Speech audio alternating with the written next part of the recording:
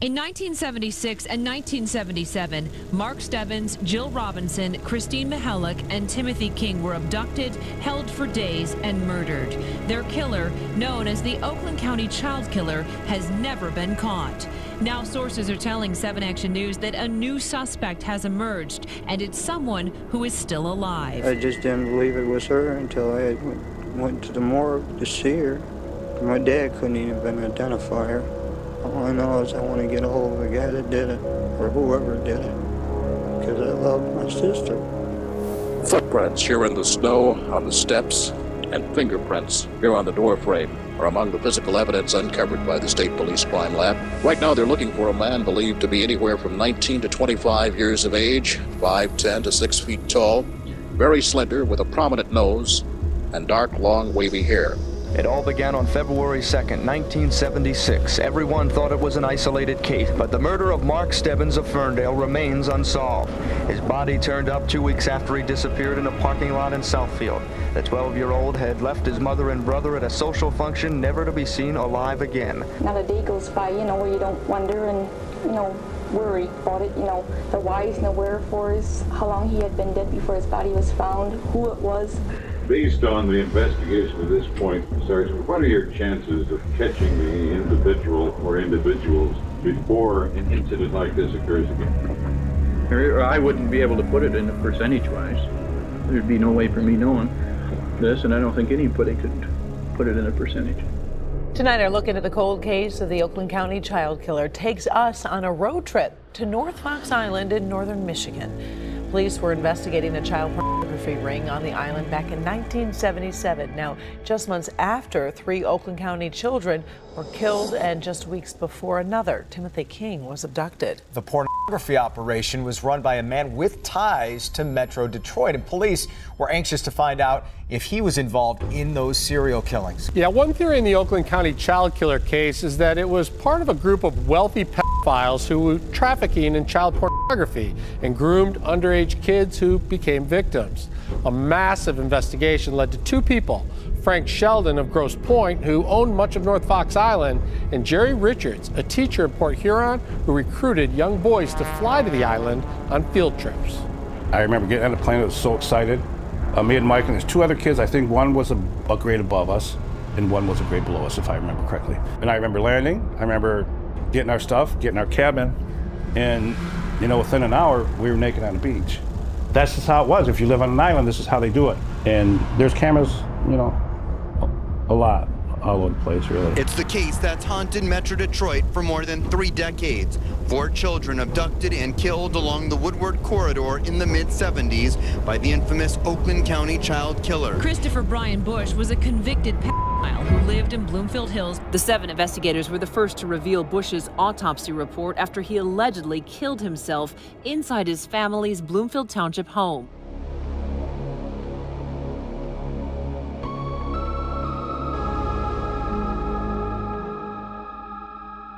I'm J. Reuben Appleman. I'm the author of The Kill Jar, the first book about the Oakland County child killings. When I was a child in the 1970s, somebody tried to abduct me, and I got away. Nothing happened, but at the same time, they were looking for a kid killer outside of Detroit, and I grew up wondering if that person who tried to abduct me was the Oakland County child killer, the alleged Oakland County child killer, singular. What I later learned after I started digging into the case was that this appeared to be multiple people involved in the abductions of these 4 kids in the 76 and 77. Yeah, I spent 10 years researching that case. This was not a lone maniacal serial killer the way everybody wanted it to seem in the 1970s, or the way the police wanted it to seem in the 1970s, but multiple people involved in these abductions, and with multiple strings to other, fucked up things that we know about. Fox Island, Cass Corridor, pedophile rings, and, a lot of people, when you talk about this shit, they think you're just a little bit over the edge, man. But there's only so much of the traditional narrative that you can believe in once you start looking at the documents related to this case. The prosecutors, the political system at the time in Detroit, they knew that. They were covering for people, and, the big story of the book is that was true. But in 1976, Mark Stebbins was abducted. He was found beside a dumpster in Southfield, Michigan, which is right outside of Detroit. He had been raped. He had been in captivity for a number of days. Nobody knew anything until he was found, and they claimed there was no evidence. They claimed he was not sexually assaulted, but documents later showed that he was. It all began on February 2nd, 1976. Everyone thought it was an isolated case, but the murder of Mark Stebbins of Ferndale remains unsolved. His body turned up 2 weeks after he disappeared in a parking lot in Southfield. The 12-year-old had left his mother and brother at a social function, never to be seen alive again. Not a day goes by, where you don't wonder and, worry about it, the whys and the wherefores, how long he had been dead before his body was found, who it was, where he was, what he had to go through. And, yes, I'm still very bitter. Between the time Mark's body was found and that interview was conducted, another youngster had entered what was to be a growing list of infamy. Then, shortly after Mark was abducted, Jill Robinson, a young girl, was abducted. She was also alone at the time. They found her body several days later. From Royal Oak, Jill Robinson, 12 years old, was missing. She ran away after a fight with her mother. No one knows anything about the person she met on that adventure, only that that person is a killer. I thought somebody found Jill. It's okay.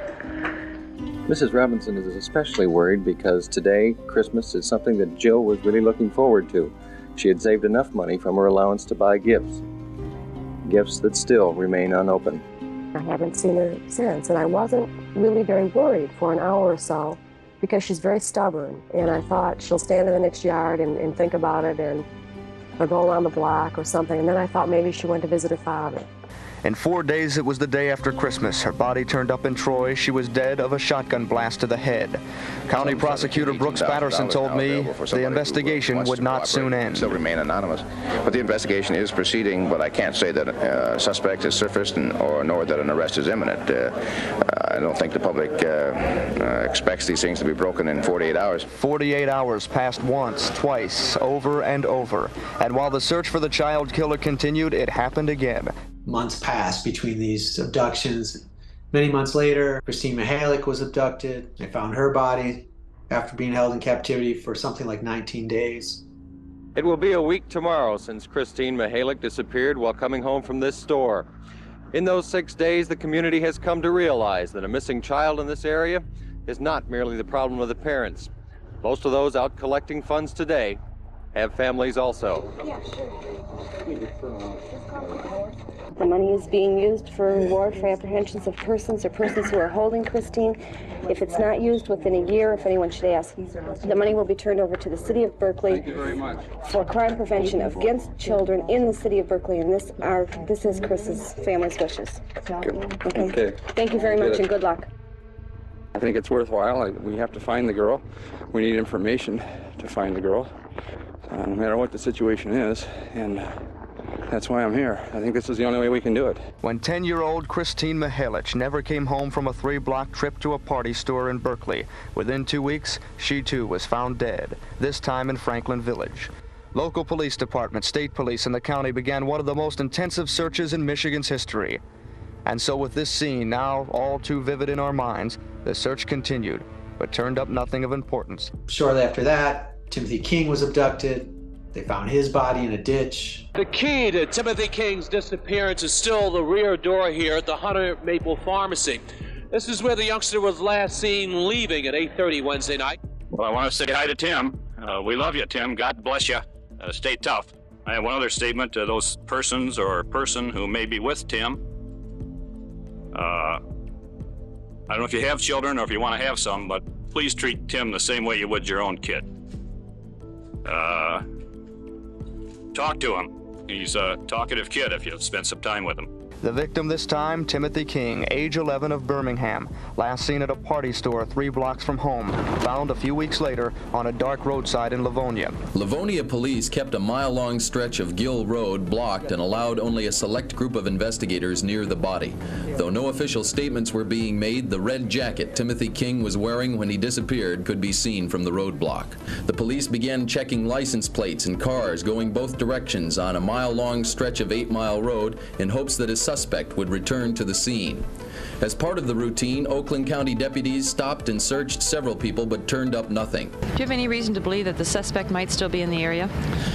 Nothing specific, no. But this type of crime, very often the responsible will return just to see what's going on. I still feel the most important aspect is the investigation and get this animal off the street. Oakland County became concerned, fearing it might be an ugly pattern developing.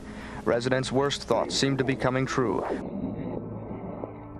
We received our call from Livonia stating a body had been found and that the clothing description was similar to that of our missing boy. State and local police say they have no one man under suspicion yet, but they think he lives and works in Oakland County, is a trusted member of the community, and not just some ragged loiterer offering candy to kids. And shortly after Timothy King was abducted, the abductions of these children stopped. They were all white kids from the suburbs of Detroit, but these were blue-collar suburbs. All 4 abductions happened over the course of 13 months. At the time, the citizens of the area were terrified. Nobody knew what was happening, only that these suburban white kids were going missing, and there were no witnesses, allegedly. Nobody knew why, allegedly. There were no sexual assaults on these victims, allegedly. They just thought somebody was abducting kids to kill them. Everybody was terrified, pretty much. There were posters put up everywhere. It was the beginning of the era of stranger danger. Eventually, there were some witnesses, alleged witnesses, that said they saw a certain type of car, a blue gremlin. They saw a certain type of guy that they thought was the abductor. And these posters on lamp posts and in shop windows were put up everywhere with a sketch of the guy and a mock-up of the vehicle, the blue gremlin with the white hockey stripe. There were tire tracks found at the scene of where they found the body of Christine Mihalich. Snatch the gremlin off? Not to my knowledge, no. We would hope that you wouldn't start speculating in that area, okay? As I say, we're telling you what we would like you to know. And if you speculate, you could ruin things for us. Well, we had a customer in the other day that had been stopped. Police, and state police stopped him, and local police too. How did he take it? In stride. In stride. He was not happy. He was not upset, but he was not happy about it. Despite all the bad publicity and new car AMC dealers are not happy about it, blue gremlins with the white stripes are still being sold. In fact, one was sold here today in Royal Oak. So my girlfriends came over one night and they said they saw a man out there looking in my car. I came out off of work one time and there was a guy looking out at my car, but that was it. You do get some strange looks. Yeah. It's got to affect business, especially on the blue gremlins. But I would hope that something would happen shortly where this thing would be settled. We know now that there were multiple cars involved and multiple people involved, but at the time there was a pretty sizable manhunt on for this alleged person. You know, millions of dollars of resources were spent. The FBI was helicoptered in. 300 investigators were working on the case at the time. They took over a part of a shopping mall to set up their headquarters, and they allegedly never found anybody related to this case. And at a certain point in 1978, the task force related to this case eventually closed shop, saying they had lack of resources. It's virtually another police department with one solid goal: this crime. You take a look at that, and that school building has every indication that it's practically an independent police force. It has everything that every police force has. It has all the equipment and all the experts that are necessary to run one police force, and a very large type police force. Well, you have something like 50 agencies involved right now. That's correct. Would you want to try to draw like one man from each agency, or would they be primarily state police detectives? No, we'd be writing the grant, and it would be our understanding that this would allow for local law enforcement and the technical aspects from the county and state. In other words, the bulk of these individuals would come from local law enforcement people. But now you say that... But by the way, someone would have to subsidize the salaries of these officers, because you have to understand that a long-term investigation, they either have to pay out overtime to replace that body at their station, that detective's abilities to handle their cases. So what we're saying is that we know that it's not going to be an easy matter to resolve this, and we have to have money for a continuing long investigation, up to 6 months. Here, what I'm interested in is, as long as we have the manpower, we've got enough cars and gas in our cars and paper to put in the typewriters, we're going to be in business. And if it comes through, we're going to be in business for a long time. We would like to continue it until we can resolve this case. Do you have any idea how much money that would be? We are presently working with people in the LEAA program to adopt the monies and the grant application that would be necessary. Every member of the task force feels that someone has to know outside of the guilty individual, has to be aware of the facts and circumstances, maybe of not all of the crimes, but certainly of one. The Oakland County Task Force was disbanded near the end of last year due to a lack of funds. The consensus? That the killer was either dead himself or gone from our communities, possibly never to be found again. The task force had exhausted thousands of hours, hundreds of thousands of tips, and the mystery continued, and it continues today. But at the time, it was the largest murder case in Michigan state history. More money had been spent on trying to find the abductor murderer than had been spent on any other case in Michigan history. So why do you think they never caught somebody? They already knew who had done some of this, or at least had partaken in some of this shit. We know for a fact that certain suspects that they had at the time were good for these murders, or at least for either partaking in some version of the abduction and murder or not had knowledge of the murders. So there were a couple of people at the time. Christopher Bush was the son of a wealthy General Motors executive. He had been questioned about these murders. He was facing criminal sexual conduct charges up north of Detroit. His wealthy executive father had managed to sort of get him out of most of the shit that he was in. He was partnered with a guy, Gregory Green, who had been convicted of something like 50 criminal sexual conduct charges in California. He had choked a kid, burned him, and thrown him onto the lawn of a hospital at some point. Shortly after his release, Christopher Bush and Gregory Green team up and they start molesting kids together. Both of those people were questioned in the OCCK case, the Oakland County Child Killer case. Both of those people failed polygraphs. Both of those people dimed on each other. Christopher Bush says in an interview with police, Gregory Green killed Mark Stebbins. Green dimes on Christopher Bush. They're failing polygraphs and shit, but it's stated that they passed polygraphs. Okay, now we know that on the night Mark Stebbins, the first abduction of the 4 Oakland County child killings occurred, there was a guy named Arch Sloan working late at night in the auto shop where he worked. He called the local police because he was already on their radar for some shit. He said, I'm going to be working late tonight. You don't have to stop during your rounds, because it was a small area and they would do rounds, and if they saw lights on and shit, they would, roll up and see what's going on. He calls the police on the night early before Mark Stebbins is abducted and says, hey, everything's cool, man. This is me working late at night. Okay, so Mark Stebbins is abducted. They don't put the pieces together or whatever. They don't think, oh, it must have been Art Sloan or something because he called the police. That's not how it worked. But later, they eventually catch up and they start questioning all kinds of pedophiles and whatever. They eventually pull some evidence from a vehicle that Art Sloan owned. That DNA evidence matches DNA evidence found on Mark Stebbins. It wasn't Art Sloan. It wasn't him, but Art Sloan, the night Stebbins is abducted, calls the PD and says, hey, don't bother me tonight. I'm just working. Later, they discover that DNA found in his vehicle matches the DNA on one of the bodies. Okay. Sloan's secret. A 7 Action News investigation reveals new allegations against the man named as a person of interest in the Oakland County child killing. A man who says Art Sloan molested him as a child is speaking out tonight only on 7. His name is David Barney, and he says back in 1976, he lived across the street from the Sloan family in Southfield. And he says he was just 7 years old when he first met Art Sloan, who knew exactly how to lure little boys. It took a little turtle. I'd never actually seen one in real life, and that's how I met him. He gave me a turtle. That was it. David Barney says that's how his nightmare began, with a neighbor he now calls a master manipulator. He was just the friendliest, kindest, doing anything he could for anybody. My mom got a set of golf clubs brand new from him. She thought he was just the greatest. David says what Arch Ed Sloan did to him and other boys in the neighborhood destroyed him. He says Sloan molested him during a 3-year period, starting when he was just 7. He just took away an innocence of a little child. And it's affected the rest of my life. All these years later, I never stopped thinking about it. But David says there were those in Sloan's family who knew exactly what was going on. I just know they knew. The mother knew, the father knew. They knew what he was doing. David says his parents let him go with Sloan on fishing trips, and he says Sloan loved to drive kids around with him in his 1966 Bonneville.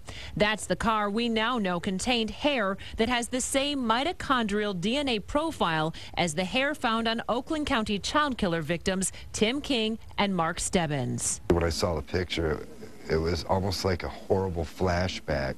The new evidence about the Bonneville came to light this week when Oakland County prosecutor Jessica Cooper announced it at a press conference. The hair doesn't match Sloan, but the child killer task force wants the public to come forward with information about who Sloan may have associated with, the Bonneville, or any of Sloan's other vehicles. Do you think Sloan was capable of killing someone? For me, I can see that type of person he was, going farther and farther. David Barney says as a boy he never went to the police or told his parents because he was scared, but he plans to go talk to detectives now, and he says he wanted to come forward to us in the hopes of helping other sexual assault survivors. So we got Christopher Bush and Gregory Green, then you got this guy Arch Sloan, and then you got this guy Vince Gunnels, who's now, a middle-aged man, but was a teenager at the time. His DNA matches one of the bodies as well. Before last night, we'd never even heard of him. But now this man, James Gunnels, tops the list of people detectives want to talk to in a murder mystery that's haunted this area for more than 3 decades. Who is this man police believe left a hair on the blouse of victim Christine Mahalik? His name, James Vincent Gunnels, a career criminal, identified by his multiple tattoos, both shoulders, both legs, a girl in rose on his chest, a sun on his right arm, a cowgirl on his left. They tell only part of his story. The rest comes from police reports. The defenders have learned James Gunnels grew up in Flint and was best friends with nephews of Christopher Bush. Christopher Bush eventually molested Gunnels at his northern Michigan cottage. Still, police refuse to talk about Gunnels publicly. Go on the record in the press indicating the evidence they had and asking people to come forward. When police looked into Gunnels as a suspect, they crossed the country, flying to a prison in Montana. He intentionally threw a polygraph test there, and when his DNA was a mitochondrial match to the hair on the body of Christine Mahalik, police shuffled some paperwork and had Gunnels transferred to a prison in Michigan, hoping the close proximity would give them more opportunities to get information, a move the families like. I've been tearing myself up for 35 years.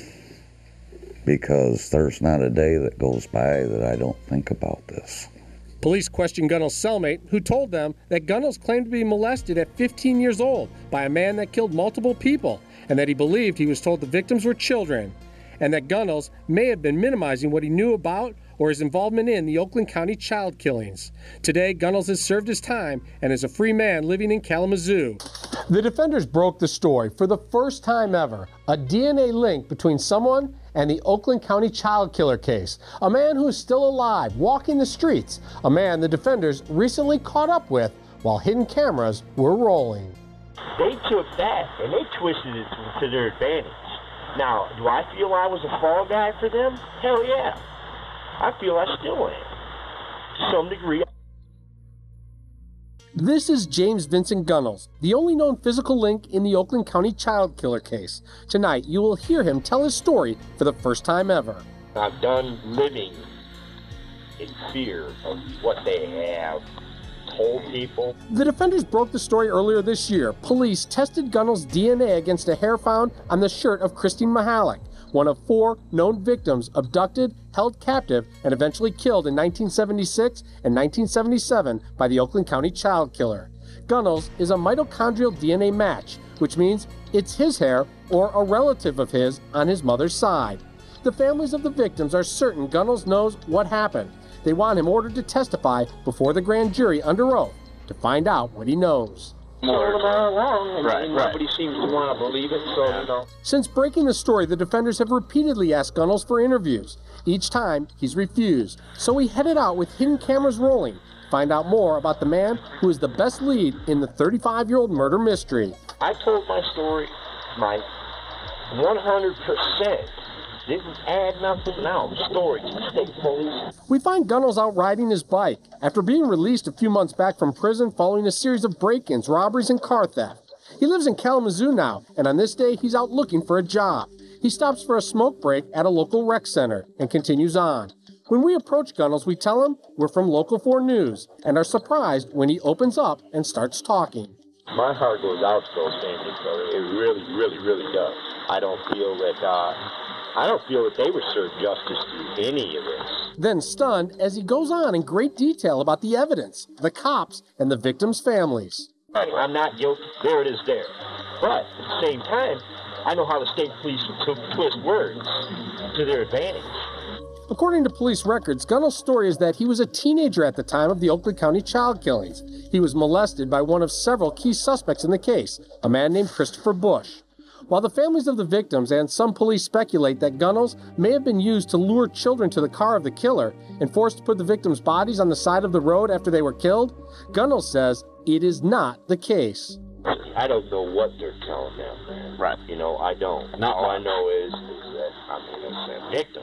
Gunnels says if his hair is on one of the victims, it's because he was in Chris Bush's car on several occasions, and somehow his hair was transferred to the victim's body. He says he never saw Chris Bush attack anyone other than himself.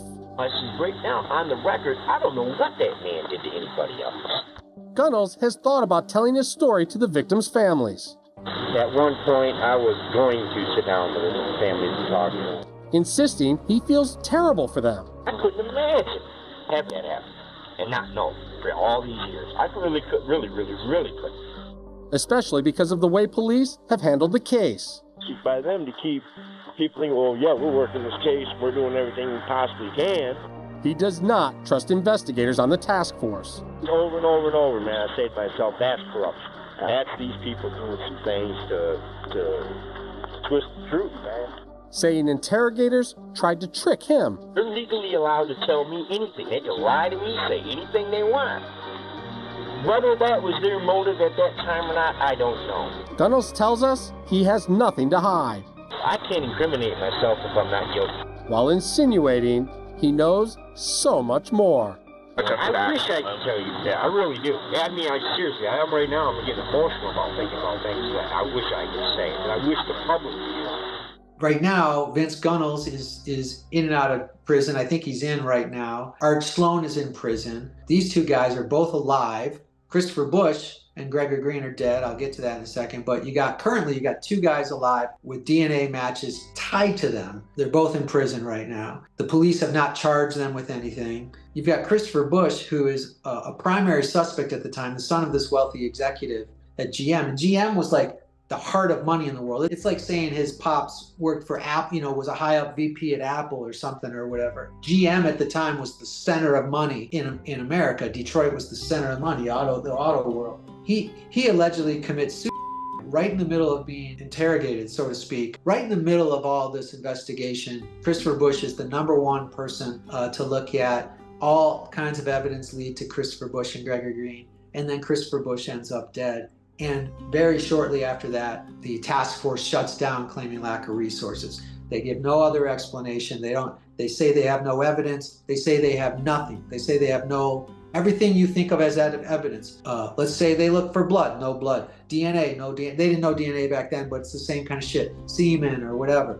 Hair follicles, shit like that. They claim they had nothing, man. And when I started digging into those documents, I can't believe it took me digging into those documents, which is kind of crazy. I don't even understand how it went decades without anybody actually getting those or looking into them. I saw that they had all kinds of evidence. They had blood, they had semen, they had saliva, they had fingerprints, they had clothing, they had all kinds of shit. They already had the DNA matches, but they were still publicly saying they have no evidence. So that was very funky, man. And immediately upon looking at those documents, I thought, oh shit, they covered this shit up. I actually like the police, man. I like the police. I appreciate what the police do. I'm not a police hater. So like, when you're talking to a guy like me who says the police covered this shit up, they lied through their teeth, I'm telling you the truth. I want nothing more than to say the opposite. But there were police that covered this shit up and lied through their teeth.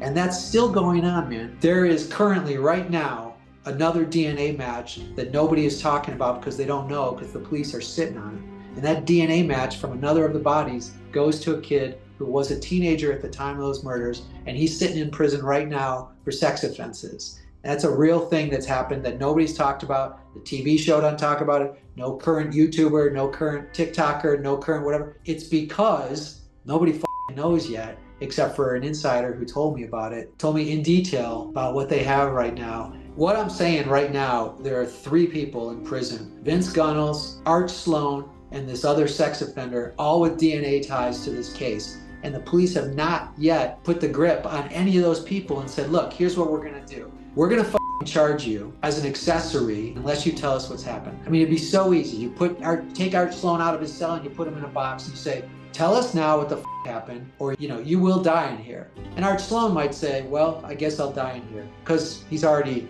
probably dying in there. But you take somebody like Vince Gunnels, who was a teenager, he was a molestation victim of Christopher Bush. Very many of us think that Bush and Green used boys to lure the girls. And those boys probably partook in some stuff. They know some shit. Vince Gunnels knows some shit. His DNA was found on one of the bodies, and he was a molestation victim of Christopher Bush and Gregory Green. Take Vince Gunnels out of the cell that he's in, put him in a box and say, look, brother, we're charging you as an accessory to these murders because we have your DNA, we have all kinds of shit, and you won't ever get out of prison. Or tell us what the happened. But nobody has done that. It's very suspicious. What all that anybody who studies this case can say is that they don't want the answer, because then they have to say, yeah, all you quote conspiracy theorists or whatever were right for 45 years or 50 years. It was Chris Bush, and it was Gregory Green, and it was Arch Sloan, and it was these other guys from Cass Corridor, Ted Lamborghini, and it was Richard Lawson, who they gave a fucking badge to as a confidential informant, and he used that badge to go around molesting kids in Detroit. And it was Frank Sheldon of Fox Island. But Frank Sheldon, sitting in Amsterdam after absconding from Fox Island, who knows who did? He's sitting over there in Amsterdam, and before he absconded, running from the law on Fox Island, he was associated with Ted Lamborghini and Richard Lawson and Christopher Bush and Gregory Green and all those in the Detroit area. Frank Sheldon was sort of like the silent partner, let's call him, There's no way in hell Frank Sheldon didn't know who a year later was killing these kids. Of course he did.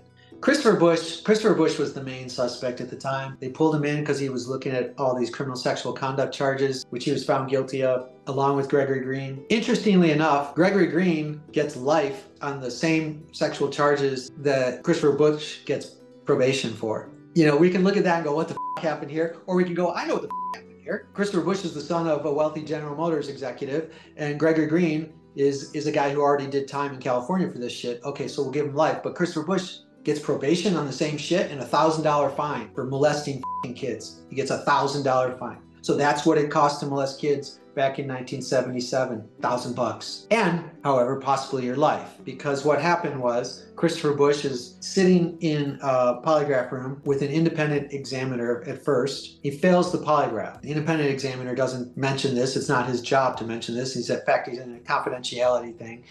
We only know this because decades later, this guy comes out and says, hey, Christopher Bush failed that polygraph, actually. But Christopher Bush is looked at as the main suspect at the time.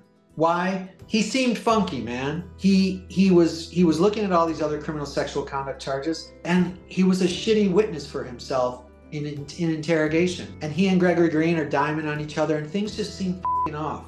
And Christopher Bush had, a year earlier, driven a similar car to the blue gremlin they were looking for.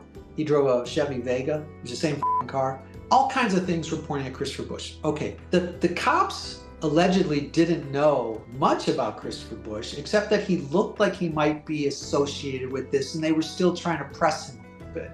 But then what happens is Christopher Bush is reported as possibly being in trouble to some degree. His housekeeper shows up at his house. He's living with his parents at the time. He's in his 20s. The housekeeper shows up and she can't get in. So she calls Christopher Bush's brother, Charles, says, hey, there's something weird. I can't get into the house. So they think maybe something's going on with Christopher Bush. Charles calls the police and says, something's wrong. Can you go to my house? The police show up. This is the official narrative anyway. The police show up and they gain entry into the house and they find Christopher Bush dead in an upstairs bedroom. Allegedly from suicide. The weapon is a long gun, let's say 2 feet long. Allegedly, he hooked his thumb into this big gun and he shoved it into his head and shot himself or whatever. But at the alleged scene, they find ligatures and there's a picture of Mark Stebbins on the wall. a hand-drawn picture. Well, of screaming in pain, by the way, Mark Stebbins, the first victim. We say, well, gee, it's hand-drawn. Are you sure it's Mark Stebbins? It looks exactly like Mark Stebbins. So somebody who could draw drew a picture of Mark Stebbins. Christopher Bush wasn't a great artist, though, so it's interesting. But somebody who could draw drew a picture of Mark Stebbins and tacked it on Christopher Bush's wall. And in the closet, they found ligatures. And they also found a suitcase full of pornography, all of which has been either destroyed or hidden right now. They claim they lost it. We don't know what's in the suitcase full of child pornography that was found at the Christopher Bush alleged suicide scene. Nobody knows who's in those photos because the police claim they don't have it. We don't know where if there was blood on the ligatures that would later match any of the victims because the police claim they don't have the ligatures. And we don't know if there were fingerprints or anything taken from the drawing of Mark Stebbins to match to Christopher Bush or anybody, because nobody knows where any of this shit is. So we're talking about the largest murder investigation in the state history, and your main suspect is found dead with ligatures, a drawing of the first victim, and a suitcase full of and allegedly all of the evidence is lost later. So behind us right now is the former home of Christopher Bush, Chris Bush, the main leading suspect in the Oakland County child killings. Now, Chris Bush has been tied to North Fox Island. He was the son of a General Motors executive. So this guy had political power and a lot of money behind him. It's interesting. We've been driving around very rough neighborhoods in Detroit, looking at these other places, and then you come out here to this, I don't even know what you'd call it. It's like suburb. Yeah, but it's like Stepford Wives, like everything's perfect. Very affluent. Yeah, very rich area. And it was in this house where Christopher Bush was murdered. Now, the official report says that Chris took his own life. We don't believe that. I didn't believe that for a second when I read the story. The multiple shell casings found in the room, the lack of blood at the crime scene. But it was reported that Chris was doing things out of this house. We don't know if he held boys here, how much child was found in the home. We know that a lot was when they searched Christopher's residence. They found those images, a suitcase full of them, and films. But this is where he died. Now, was Christopher responsible?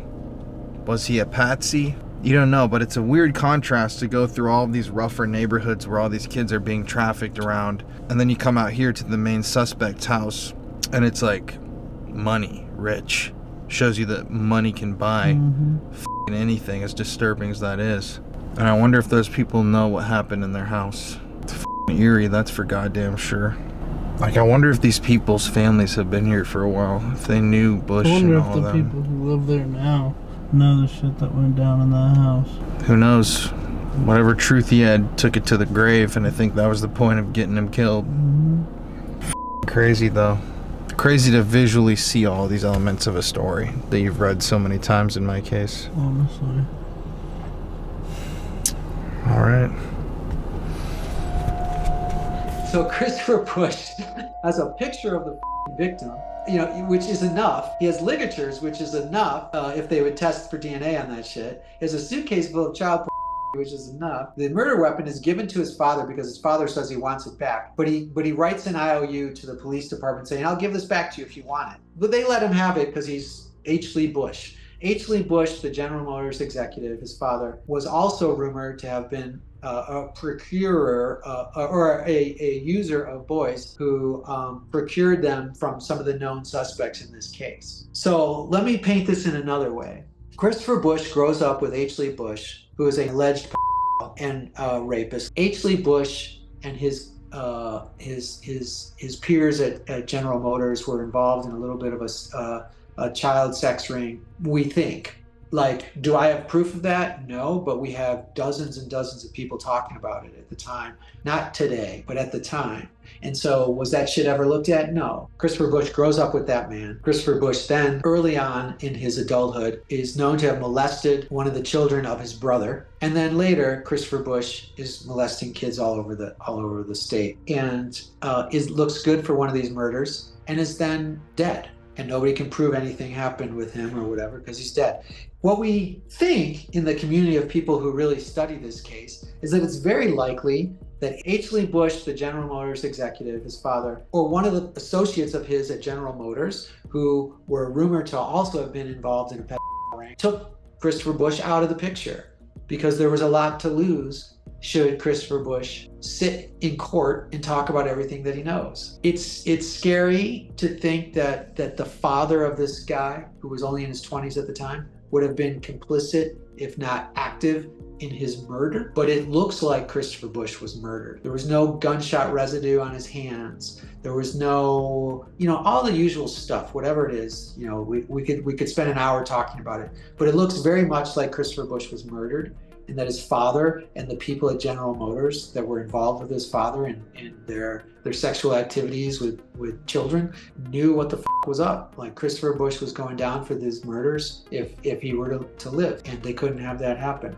And that sounds a little crazy. Well, you think, well, yeah, but what kind of people rape children? I mean, we assume, we don't know. H. Lee Bush was never convicted or charged or convicted of anything, but there's a lot of statements saying that, yeah, man, this guy used to get kids for H. Lee and all that shit. In fact, we know that Christopher Bush's mother showed up in a limousine to try to bribe Vince Gunnels into not talking about his molestation by Christopher Bush. And Vince Gunnels is the one who has the DNA on one of the kids. But it's all laid out in the documents, at least the accusations. I'm not making up shit. Nobody ever came to me and said, hey man, you just slandered me, because it's all in the documents. They all know it. There's not a single cop, not a single relative of the Bush family. Nobody ever came up to any of us who were writing about this shit and said, hey, you got it all wrong, because it's all right.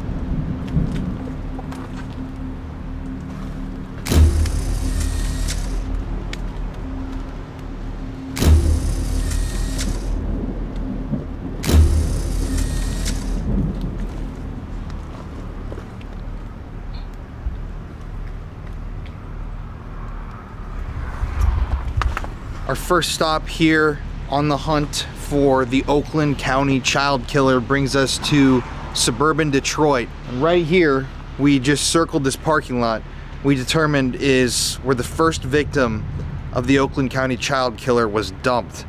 Mark Douglas Stebbins. He was 12 years old, and on February 15th, 1976, his body was recovered. If you follow me right over here. I'm gonna turn the light on so now I can kind of see where we're stepping. It was right on the other side. He would have been found right here. We actually took a look at the crime scene photos, and Mark's body was found right next to a brick wall. So this wall looks to be old. This is right. Yeah, this is definitely right where his corpse was found. And if you actually, it's pretty crazy, man. If you come back over here, obviously I'm gonna blur them for YouTube, but we matched up the building itself right back there. That's the original building that was here back then.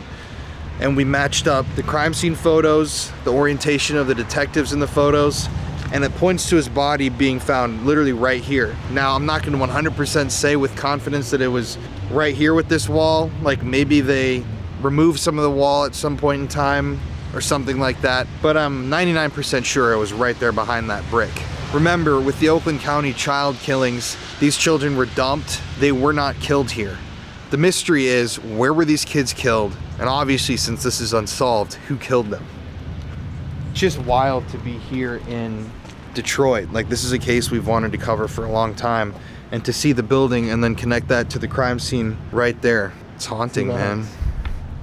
Right? I mean, the scariest part of these stories is that the person who did it is never been found, and there's probably even more than we even know of. So our goal tonight, this is our first night on the ground in Detroit, we are going to employ a spirit box an Ovilus device, and at some point an Estes method to see if we can speak with anybody or any spirits who are in this area who could point us in which direction we should go to investigate these killings. Now obviously this is a dark and very sensitive subject, so we're going to approach this with tenderness, with appreciation of the lives that were lost, with sensitivity, but we're doing this because we're in the pursuit of the truth here, and this is a story that I really think needs to be talked about more because the answers are right there and yet nobody wants to acknowledge them. Let's get our stuff out, man. By the way, guys, we are joined in this video by Exploring with Josh. Hey guys, I'm ready. Now mind you, I don't ever do murder cases, so this is my first time joining you guys on this, so I'm excited, super excited. Yeah, we've been talking with Josh all day, kind of blowing his mind with the details of all of this stuff and what happened, because it's you guys are gonna see in a bit, it's really deep and dark. Dude, no, like when they showed me the article, I had to read it like 100 times for it to stick in my head because it goes so far. I didn't even know, like, there was so many dates, I kept forgetting things, so it goes pretty deep. You see, the whole point of this is not entertainment. We actually care about this story and we want to help try to tell it and use tools that maybe it'll give us something that the investigators have never gotten. There are psychic elements to this case that are really intriguing. I don't know what that means. The first two words on this device that came through were radiation manufacturer. Christopher Bush, the lead suspect, worked and ran a sex trafficking ring out of a power plant in Michigan. And that's like a lot of the people involved in this were involved in the energy. I don't know if it was nuclear, but same difference. Yeah. Manufacturing energy. I think that's a fucking really, that's a big part of this story that we didn't even cover yet. Yeah, I don't even know about that yet. So that's actually, all right, you're telling me something I don't even know yet. Yeah, that's pretty crazy actually. So let's just start this. Whoever's here with us, we're here to treat you with the most respect possible. It's weirdly timed noises from over there. Four, dude, four alive. I don't know what the alive, I don't know what that means. But it said four. Four. There are four. Yeah, it's four. Four. So, right. I want to introduce ourselves. My name's Colin. My name's Connor. And I'm Josh.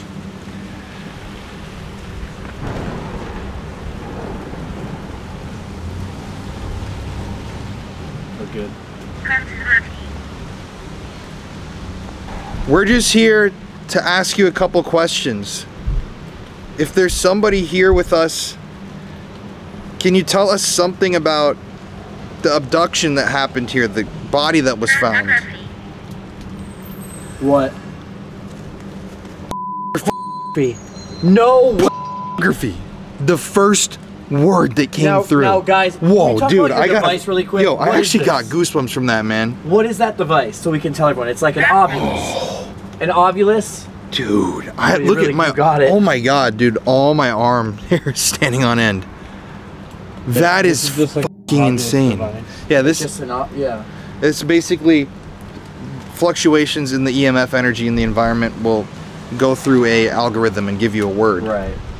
Is the first word when we ask about the abduction. And how many words would be in a word bank like that? Glenn. Glenn? There's 76,000 total words on this device. 76,000 words and came up. I don't know.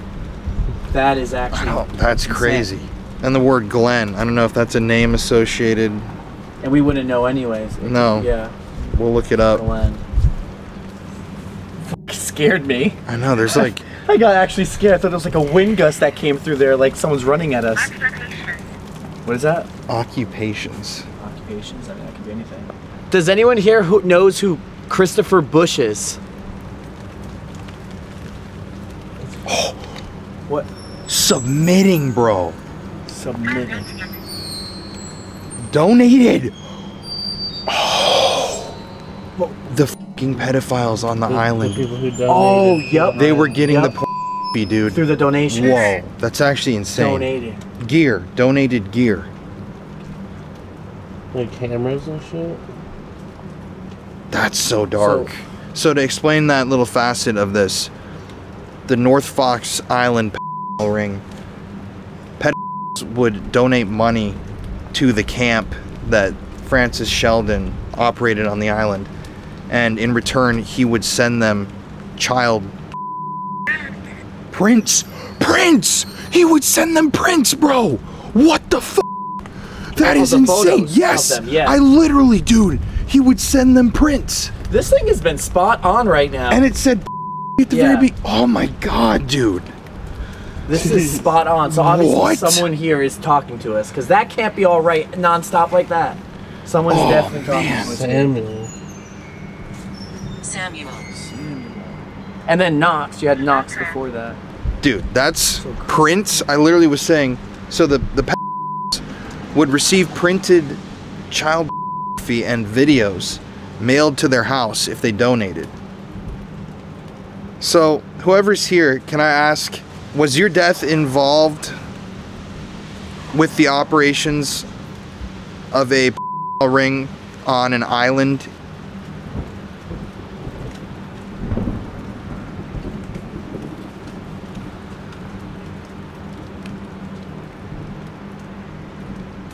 See me. See me? We can't see you, but if you talk, we can hear you. Whoever this is. Were you ever taken to North Fox Island? Island. Oh! What the? I'm not shitting you, bro. Look at that, 29,000 words and phrases, and it picks Island. Dude, no. Island and in one go while we're sitting here. Dude, someone is just blurring it all out to us. Bro, I'm actually like... That is so... That's what some of the best ever in one go. Nag. Threat. Island, threat, pornography. Dude. Holy It's painting a disturbing picture. Right. Threatened to keep quiet about the island, because the theory is some of these kids, the North Fox Island ring was busted in late 1976, but his body was found at the beginning of 1976, so some people theorize. It keeps... Dude, that's what happens. Like moving. I know, it sounds like... You feel like there's someone here. Is there someone here with us right now? What else can you tell us?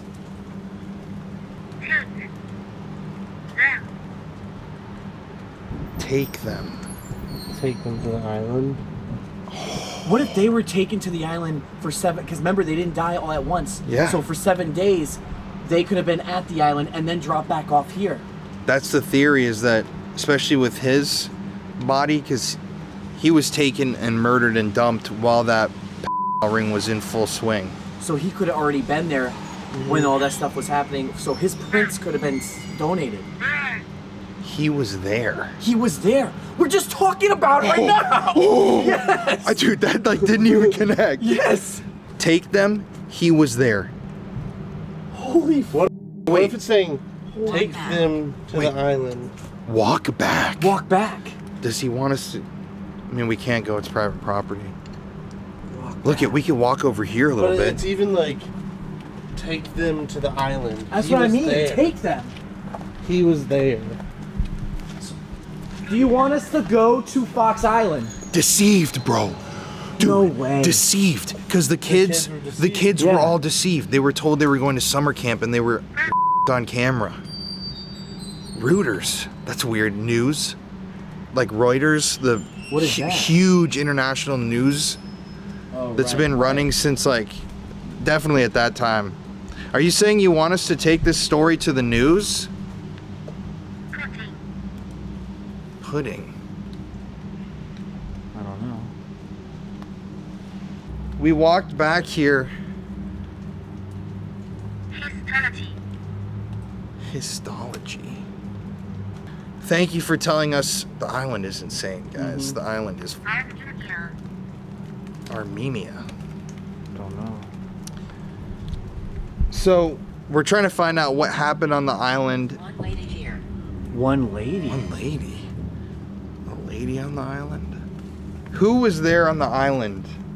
Or should I say, were you killed on the island? Again? again. Again? Wait, what did I just ask about the island? I already forgot what you asked. Who was on the island? I said who was on the island? Were you killed on the island? Did they do anything bad to you on that island? They've upset me. They've upset me.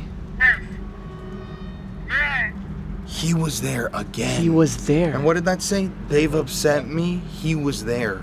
Holy shit. I feel like we're having a whole conversation and they're just talking back to us accurately. Well, it's crazy. It might be even like cameras. Like, they've upset me. He was there. No one did anything about it. Right. Colton. There was a guy named Colton there? Is that what you're saying? Say Chris? Chris. Come on. I am not. It's legit. Dude. I just feel like It was peaceful. My death was peaceful? Okay. I don't get that. Chris. Chris. Guys. Cameron? Cameron. What's up with all the Unless Cameron's like one of some other kid from the island. I mean, hundreds of kids were there. I'm not sure. I mean, guys. Chris. It doesn't matter. Yeah, Chris is... Chris. Chris is the main suspect. Of the whole thing. Christopher, technically. Yeah. And the whole thing with Christopher, just so I can, like, remember this, is like he was the one that apparently did kill all of them, and he did the whole polygraph, failed it, and still didn't go to jail, and then he did all these other and killings, but never got in trouble for any of them. And his dad was the General Motors guy. Yep.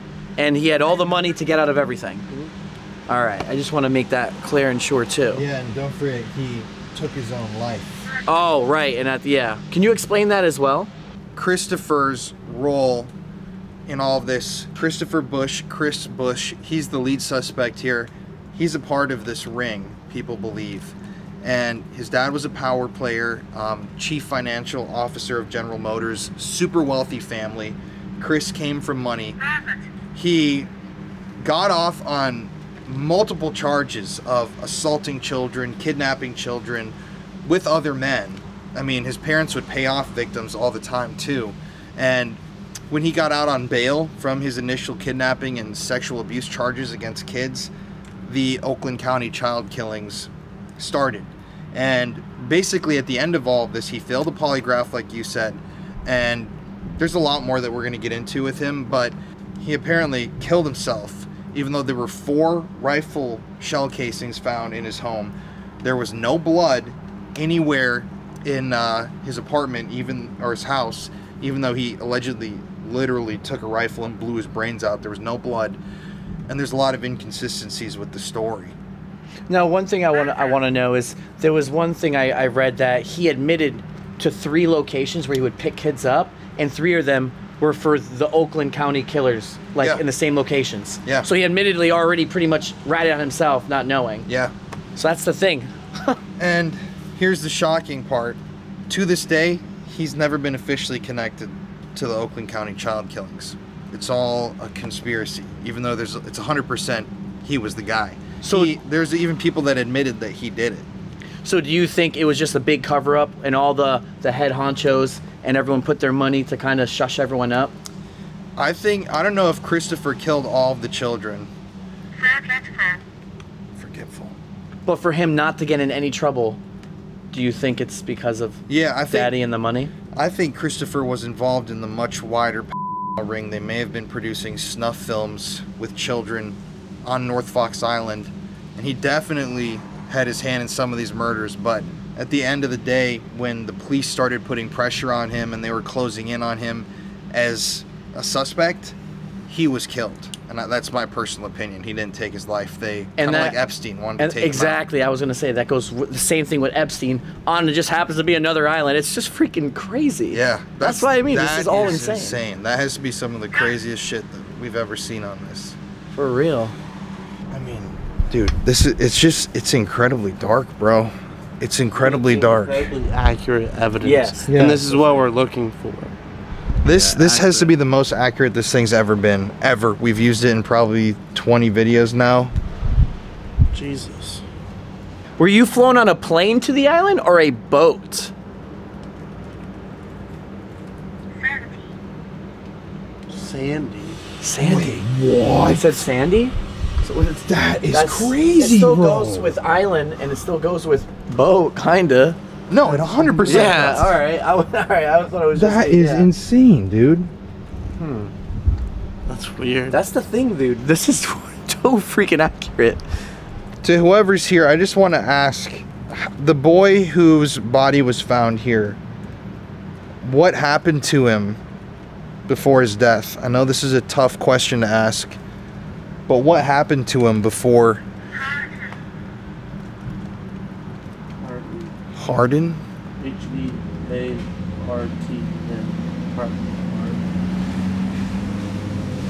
Can you tell us anything about what happened to him before he died? Or how he was killed? Anything like that? Airplane. No, it did not. Dude. It did not. Airplane. I asked it. How'd you get there? And it just an airplane. How the fuck? No way. How the Did you actually just ask that? I said that. You heard it. I said, how'd you get there? By plane or by boat? That's what I said.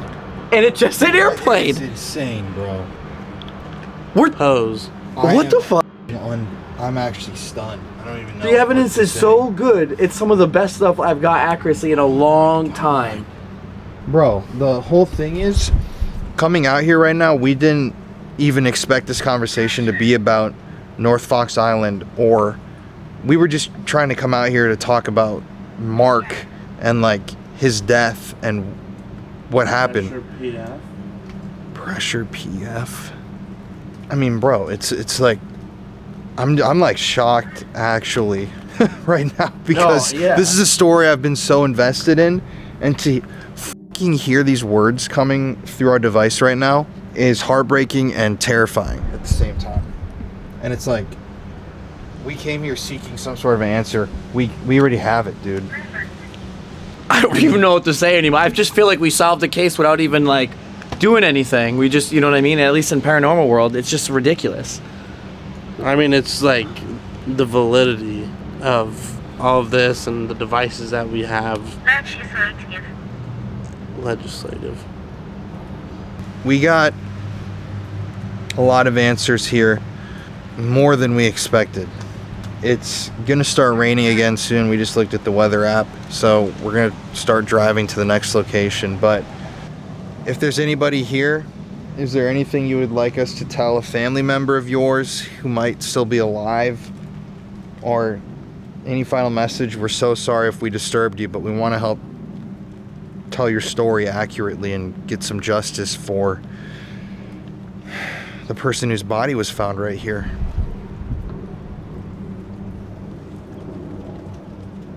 It's sad, dude. I know. Yeah, it kind of feels emptier all of a sudden. It does. Like, it's just energy that you can't get on camera, but you feel like it's really kind of like gone different here. It was amazing, and yeah, it's a little quiet. The rain. Yeah. Completely stopped. True. Everything's stopping. When we do these videos, I think what's crazy is when you just stop for a second and think a 12-year-old's body was found right there and no one's been convicted for the murder. Violations? It's just like, and obviously somebody who's here in this area wants to tell us that there's, I'm just mind blown, a link to a fucking island. Like, I expected maybe like 1 or 2 words in this 50-minute session that we've done to line up. We probably got 20 responses that were back to back, right on it. I mean, exactly what we were looking for. But more. Yeah. Literally. Well, you guys want to go to the next one? Let's do it. Looks like the rain's clearing up, actually, weirdly enough. It is. Very nice. The perfect time. Mm-hmm. All right. Thank you to whoever's here. Yeah, thank you for speaking to us. Yeah, thank you so much. I appreciate it. You've been amazing. Hopefully, what we do, we can at least try to bring a little bit more light to the situation that put your life to an end. And we're truly sorry about what happened to you. On to site number 2. Let's go. when 10-year-old Christine Mihalich never came home from a 3-block trip to a party store in Berkeley. Within 2 weeks, she too was found dead, this time in Franklin Village. This is where 10-year-old Christine Mihalich was found. Like in these woods right here? Just dumped right here on the right. Makes sense. Yeah, she was dumped somewhere right around here. In this neighborhood. This neighborhood's obviously new and built. Yeah. Look, this house is all completely redone. It didn't So used to back be then like this was all woods. Private property violators will be persecuted. Yeah, we could get out right here then. Well, we're on a public road, so. So the second victim of the Oakland County child killings, Christine Marie Mihalich, was found right here in this area on January 2nd, 1977. This was a brutal death. She was found frozen here because it was really cold in this area at the time. There's still no justice for Christine. We would get out here and investigate, we were going to, but this is in a really nice looking neighborhood now. Back then when this happened, this was really undeveloped. And as you can see right there, they don't want anybody poking around here. We don't know exactly where her body was found, but it was somewhere in this area. And once again, it's just eerie to think this place was only 10 minutes from where we just filmed our investigation at the first body dumping site. The thing is that's really interesting to consider here is the fact that this killer didn't care. Her body was found, as it says online and in the reports, in very clear view of the houses around here. So this killer was really comfortable coming down here and dumping a body, almost begging for it to be found, you know? I never even thought of that. That's true. Just like with Mark, the first death, it's in a public like garage, like just right there. Yeah. The killer wanted these bodies to be found. So what message were they sending with it? We don't know. That's the thing, no one knows. And like, why? Why well fed them and take care of them? Just to dump them anyway. Just to dump them somewhere along here. Christine, we're sorry that what happened to you happened. We're doing this for you if you can hear us. And we all hope that you've found some sort of love and peace. Crazy just to think of the dark things that happen that you never know about. This is a really nice neighborhood, probably expensive to live here. And an unsolved child murder, the body was found right here. Well, not right here, I don't know exactly where, but somewhere along this road. It's just crazy to think about. Well, let's keep going.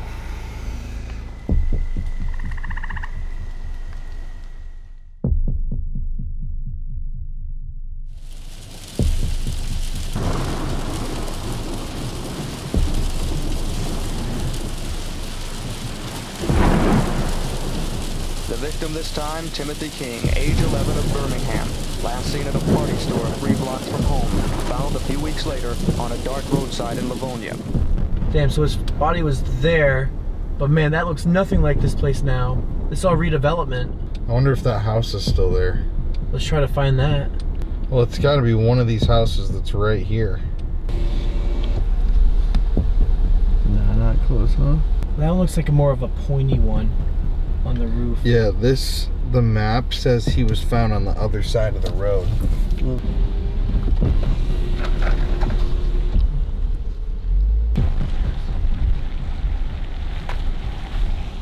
So right now we've come to Gill Road and 8 Mile here in Detroit. This is where March 22nd, 1977, Timothy King, his body was found.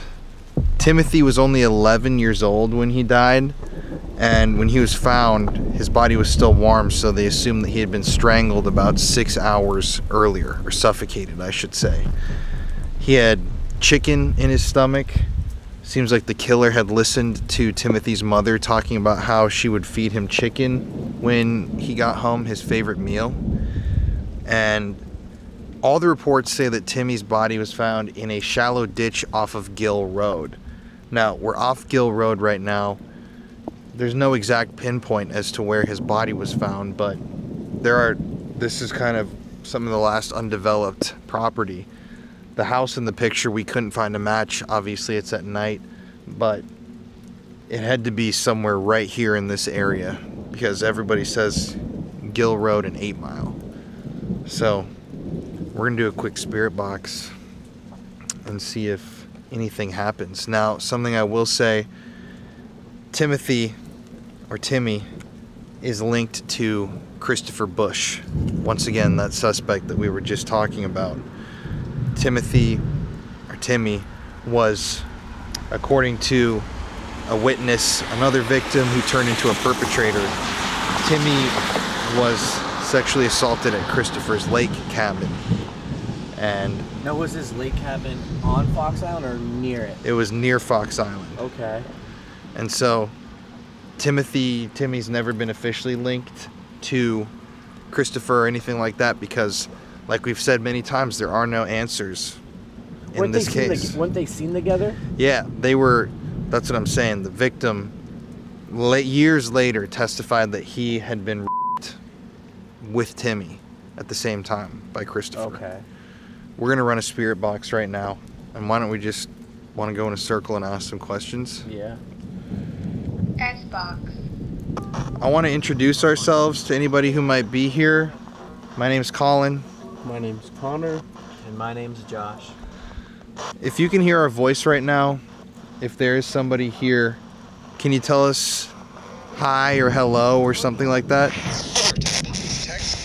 Text? I'm dead. Hate this. Please. Can you tell us your name? Kid's voice. A local. Help me? Two men.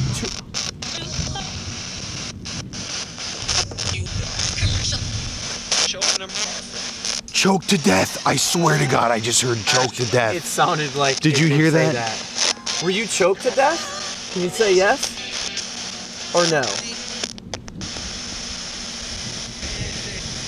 Maybe. All these people. Dad. Was there other people involved? Your child.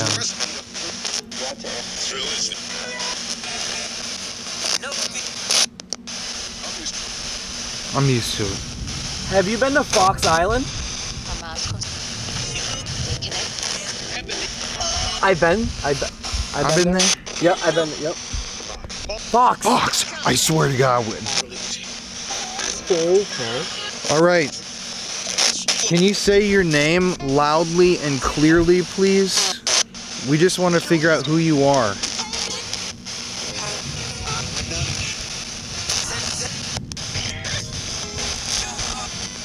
Jump off? Good time. Uh-huh.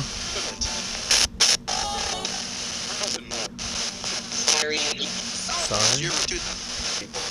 People. Can you tell us who did this to you?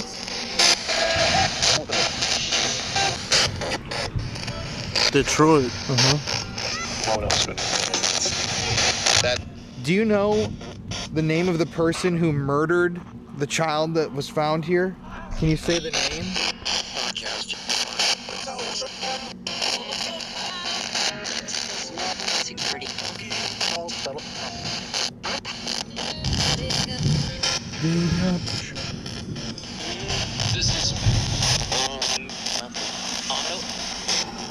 Huh. Do you need any help? If you do, can you say the word help? I heard help.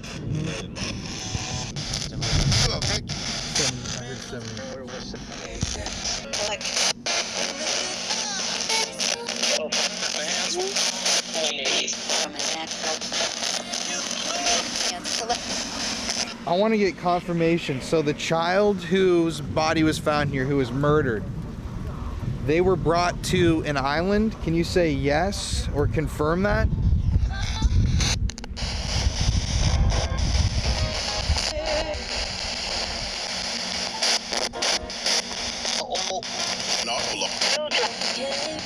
I think because it's kind of low, there might be a lot of things we're missing that we're gonna pick up through editing this. I think we're gonna hear a lot more than we think.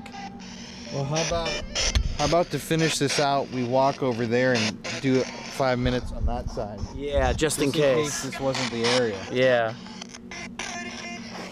To be fair, only one car, I think, or two came by this whole street, I think, since we're doing that. And they're in the middle of the whole street. It's like you said earlier, it's like a ghost town here. Look at this. The middle of the whole street, it's wide and everything. There's no one here. Yeah, and that brings up something to think about. If nowadays in 2024 we can stand out here in the middle of the road, no cars coming either direction, any of the four directions. Back in the 70s, nobody was out here. So yeah, that's true. That's true, yeah, so anything could happen. It's just even more quieter. It's pretty spooky, man. Dude, something interesting about this, think about it. It was pouring rain when we were driving here. And like the moment we got here, the rain completely stopped. There's no rain. Look at, there's zero rain falling. Isn't that odd? So maybe we're closer now to where your body was found. Can you tell us your name, please? Say it really loud and clear. Local. His name is. I heard local again. And I heard his name is. Caleb?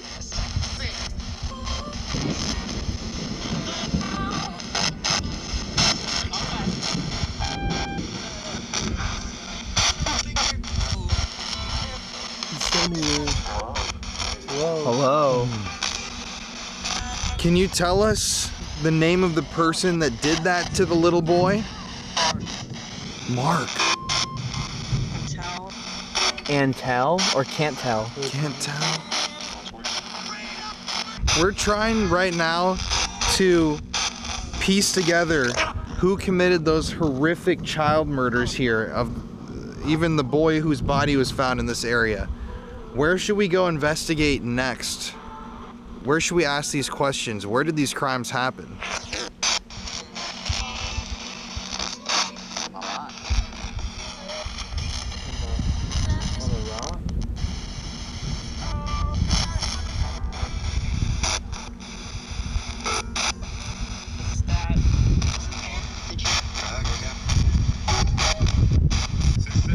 If Timmy's here with us, can you tell us what happened that night? He choked.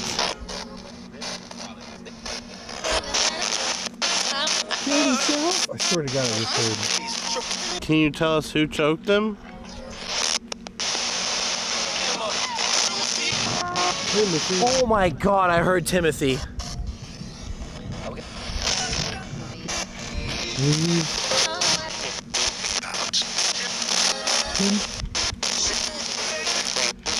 Who did it?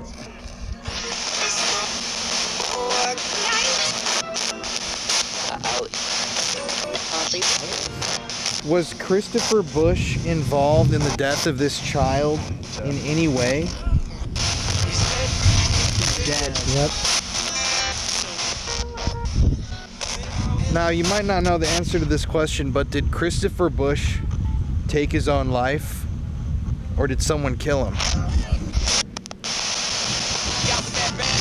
Yeah, he's a dead man.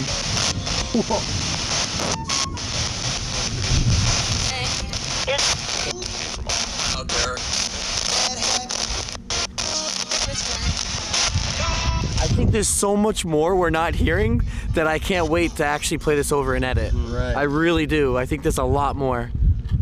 All right, final two questions.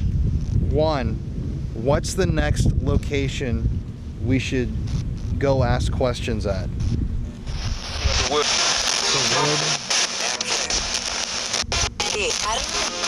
Island? Swear to God. I heard Academy, but I'm not sure. One more time, more clearly.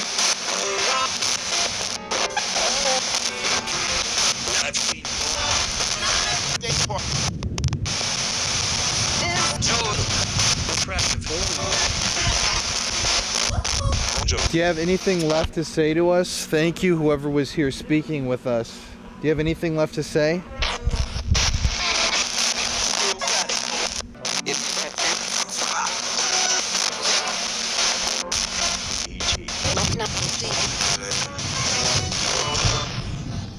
I don't know. It's like dead, but it's not. We might not. I feel like it's saying a lot we're not understanding. That's my opinion.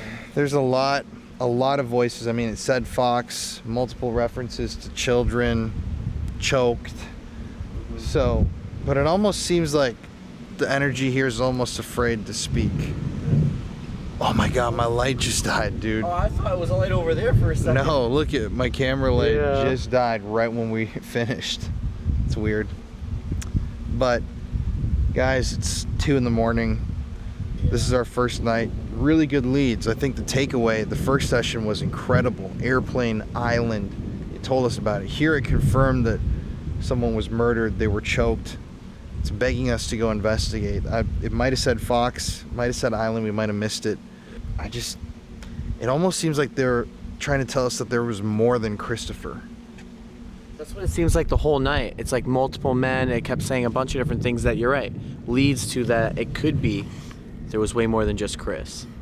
Well, I think there was more than just Chris, but now it's our turn to try and investigate and figure out who they are. So you want to get to the island? I do want to go to the island. So we go to sleep, we wake up, we take a charter plane onto the island.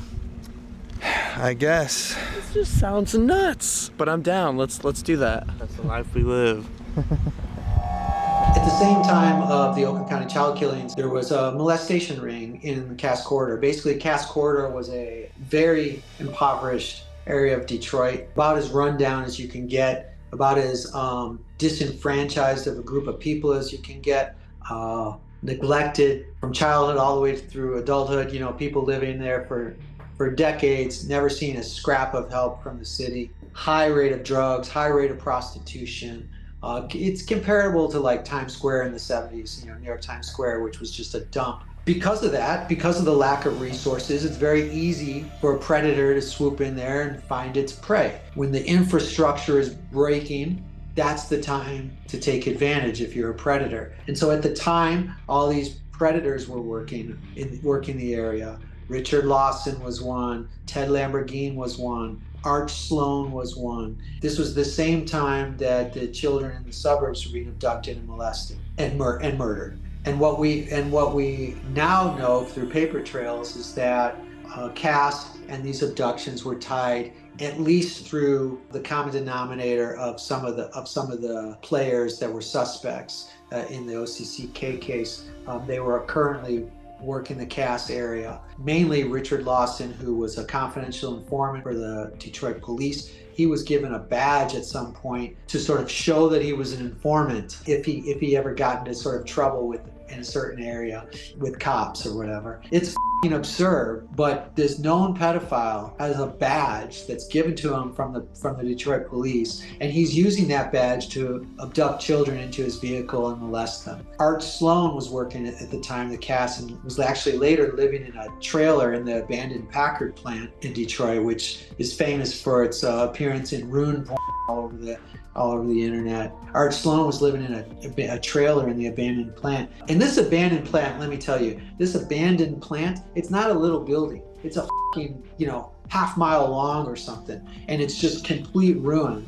And there's a trailer in the middle of it. Arch Sloan brings children back to that trailer. And if you can imagine the terror of being a fucking 10-year-old boy brought back to a trailer in the middle of an abandoned apocalyptic industrial plant in the middle of the night. That's what was going on. You can't make this shit up in movies. If it were in a movie, you go, it's fucking real. And the Cass, what would happen is you'd have these little poor kids and somebody would roll up easy as pie and say, hey man, I'll give you $5 to get in my car. And they'd get in the car because they hadn't seen $5 in 10 years, or whatever. And this was everywhere in the Cass. They had the pastor at the church doing that same shit. Ike McKinnon, the police at the time, chief of police, he was running rampant with a lot of this shit as well. So I mean, you got the high ups doing some of this shit as well.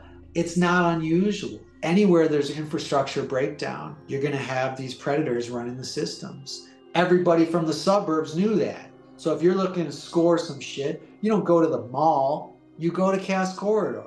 If you're looking to score drugs, you go to Cass Corridor. If you're looking to score a prostitute, you go to Cass Corridor. And if you're looking to score a child, you go to Cass Corridor. That's what they did. And because of that, you know, we didn't have the internet. There were other ways that these people, pedophiles, you know, communicated with each other. They bought the same magazines. They placed ads in the back of those magazines.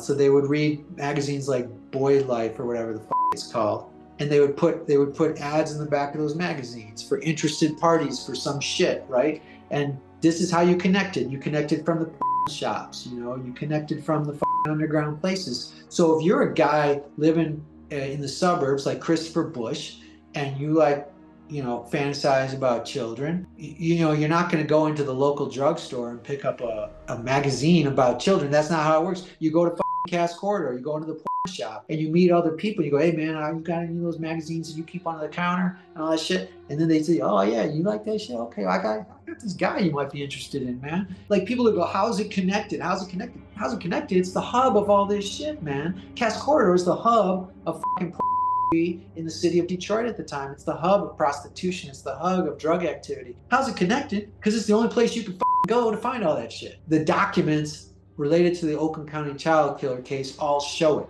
The documents say we are now looking at Fox Island and what Frank Sheldon had associated with it. We are now looking at Arch Sloan and Richard Lawson and Ted Lamborghini and how the connections to Cass Corridor may have been made. I'm not making this up. The documents said it. None of it is just conspiracy shit. It's all true.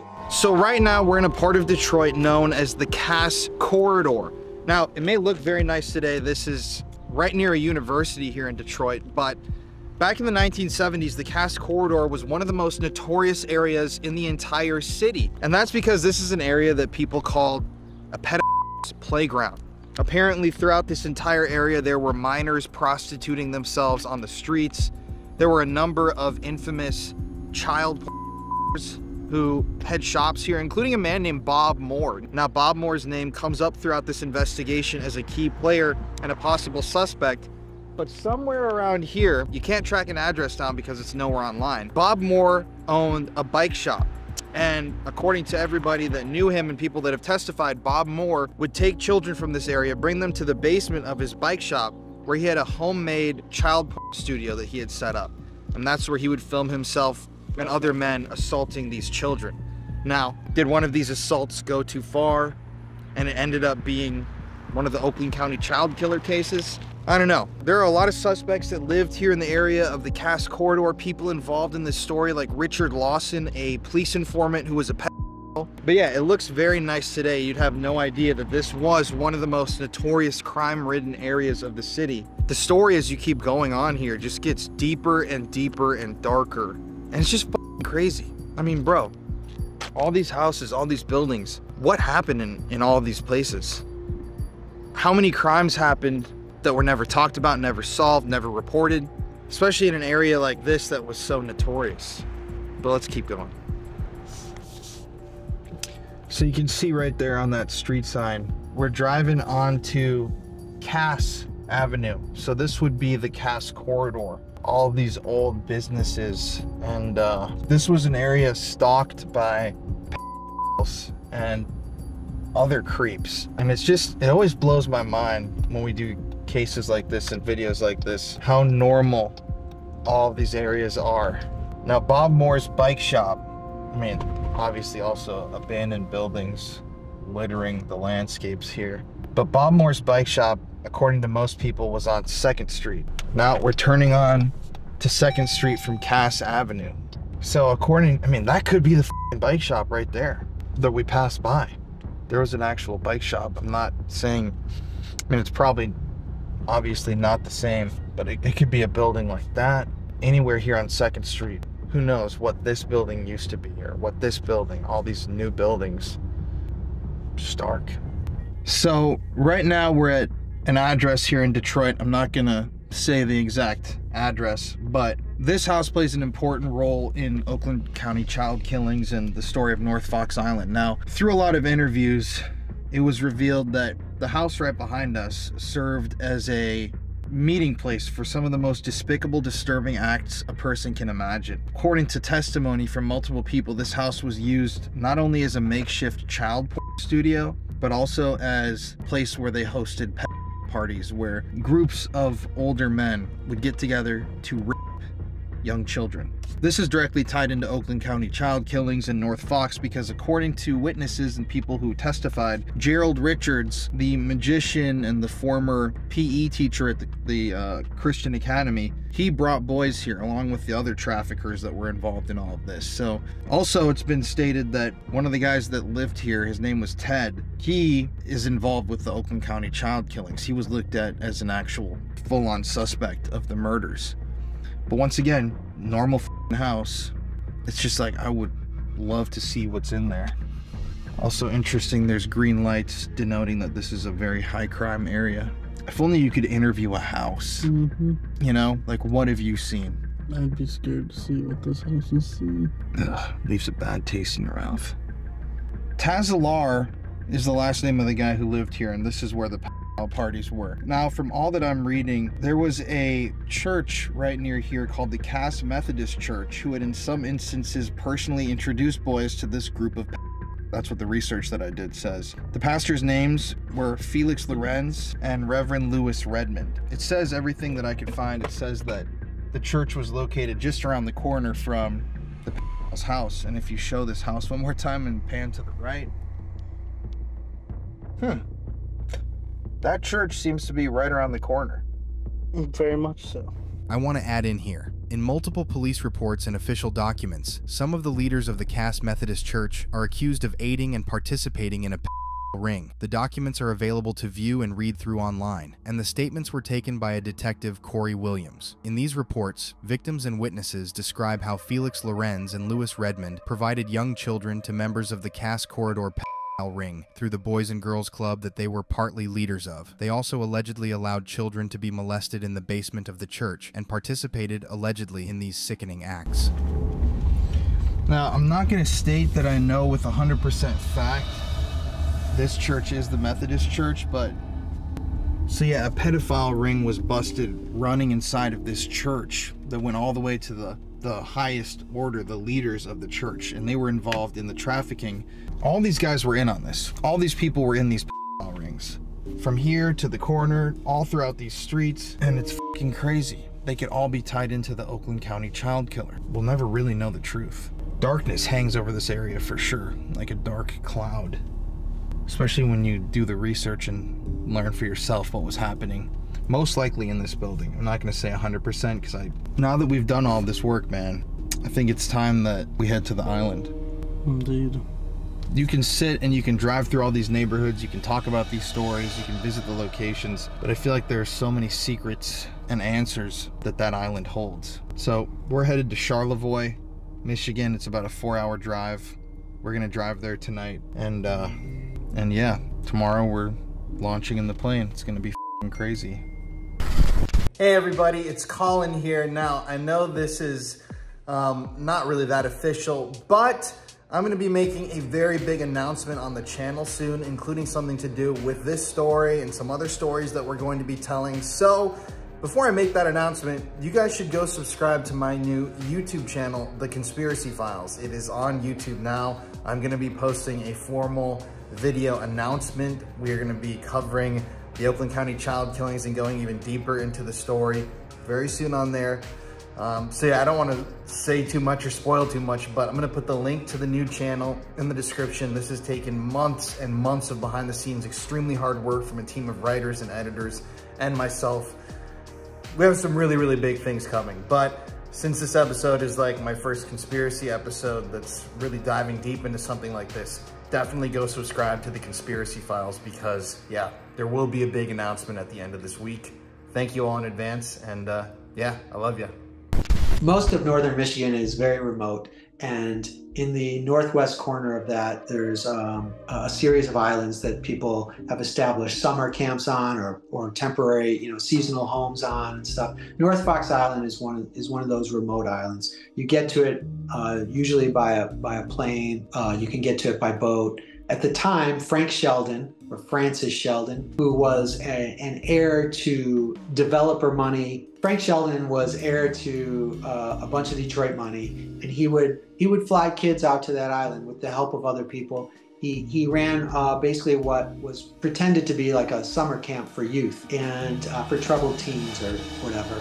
And yeah, there was a little bit of some cabins and cottage and camp feel or whatever, but he would basically fly these kids out to that camp and then molest them while they were stuck on this island. And he would photograph the molestations and he would sell the photographs, and he had a little bit of a pornography ring going based on the fact that he had all the freedom in the world and all the money in the world to isolate these so-called troubled kids with the permission of their family. You know, he was not known to abduct kids, but he was known to sort of con family and bring kids out to this island, which is f***ing disturbing.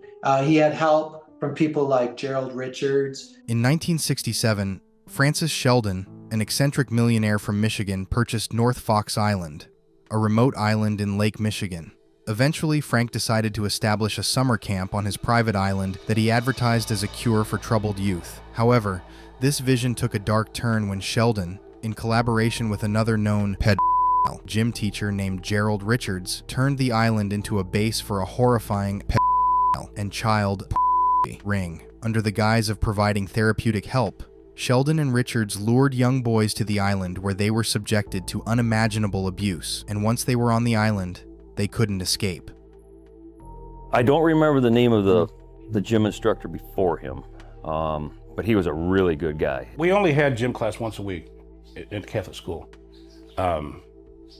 Yeah, the gym teacher was great. You know, we did our regular exercise, and you know, and I thrived in there. I loved doing that. I would have loved to have gym class all the time. Just regular guys.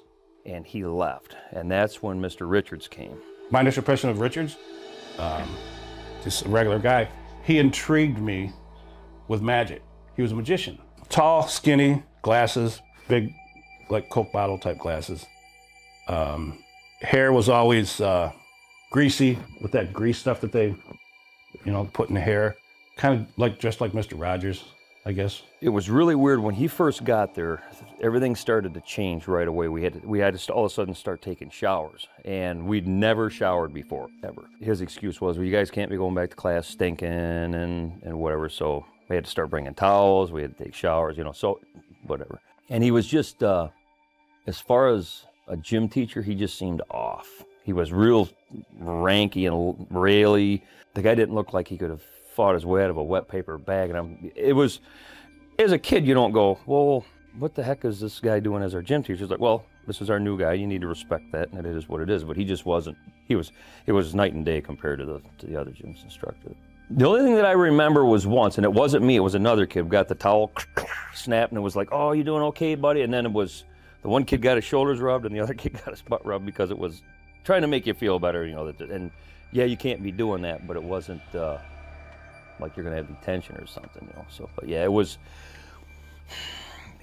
I remember he used to rub our shoulders a lot. How you guys doing? You limbered up? You ready? So it was always, he did touch us where the other one didn't touch us. So. Yeah, he would do the patting on the ass. The only gym teacher I ever had that would be in the shower, in the locker room when we were taking showers. Like, and Mike wasn't on the basketball team, so he would even come in during the basketball showers. And I just thought it was odd, but at 11 years old in the Catholic school, you felt protected. And I did, and I guess I sort of dismissed it as, oh, I guess that's just the way it is. Not knowing that, you know, come here, I'll show you this magic trick kind of thing, and, you know, gained his trust, and I liked him. Yeah. Frank Sheldon was introduced to us as Mr. Richards' uncle. This is my Uncle Frank.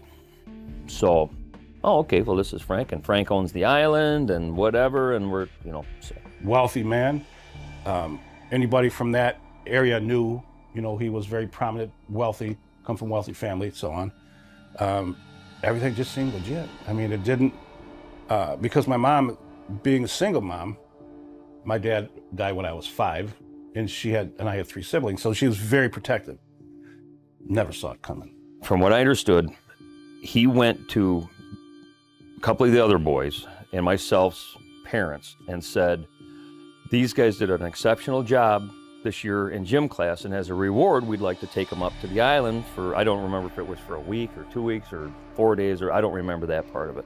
But that's what it basically was. It was because we did such an excellent job, and we were so well-mannered that was kind of a reward for us to go up to the island. It was so fun. I was so excited. I had some of my neighborhood friends with us in the station wagon. Back then, you know, you didn't need seat belts or anything. Just piled 10 kids in the station wagon, there you go.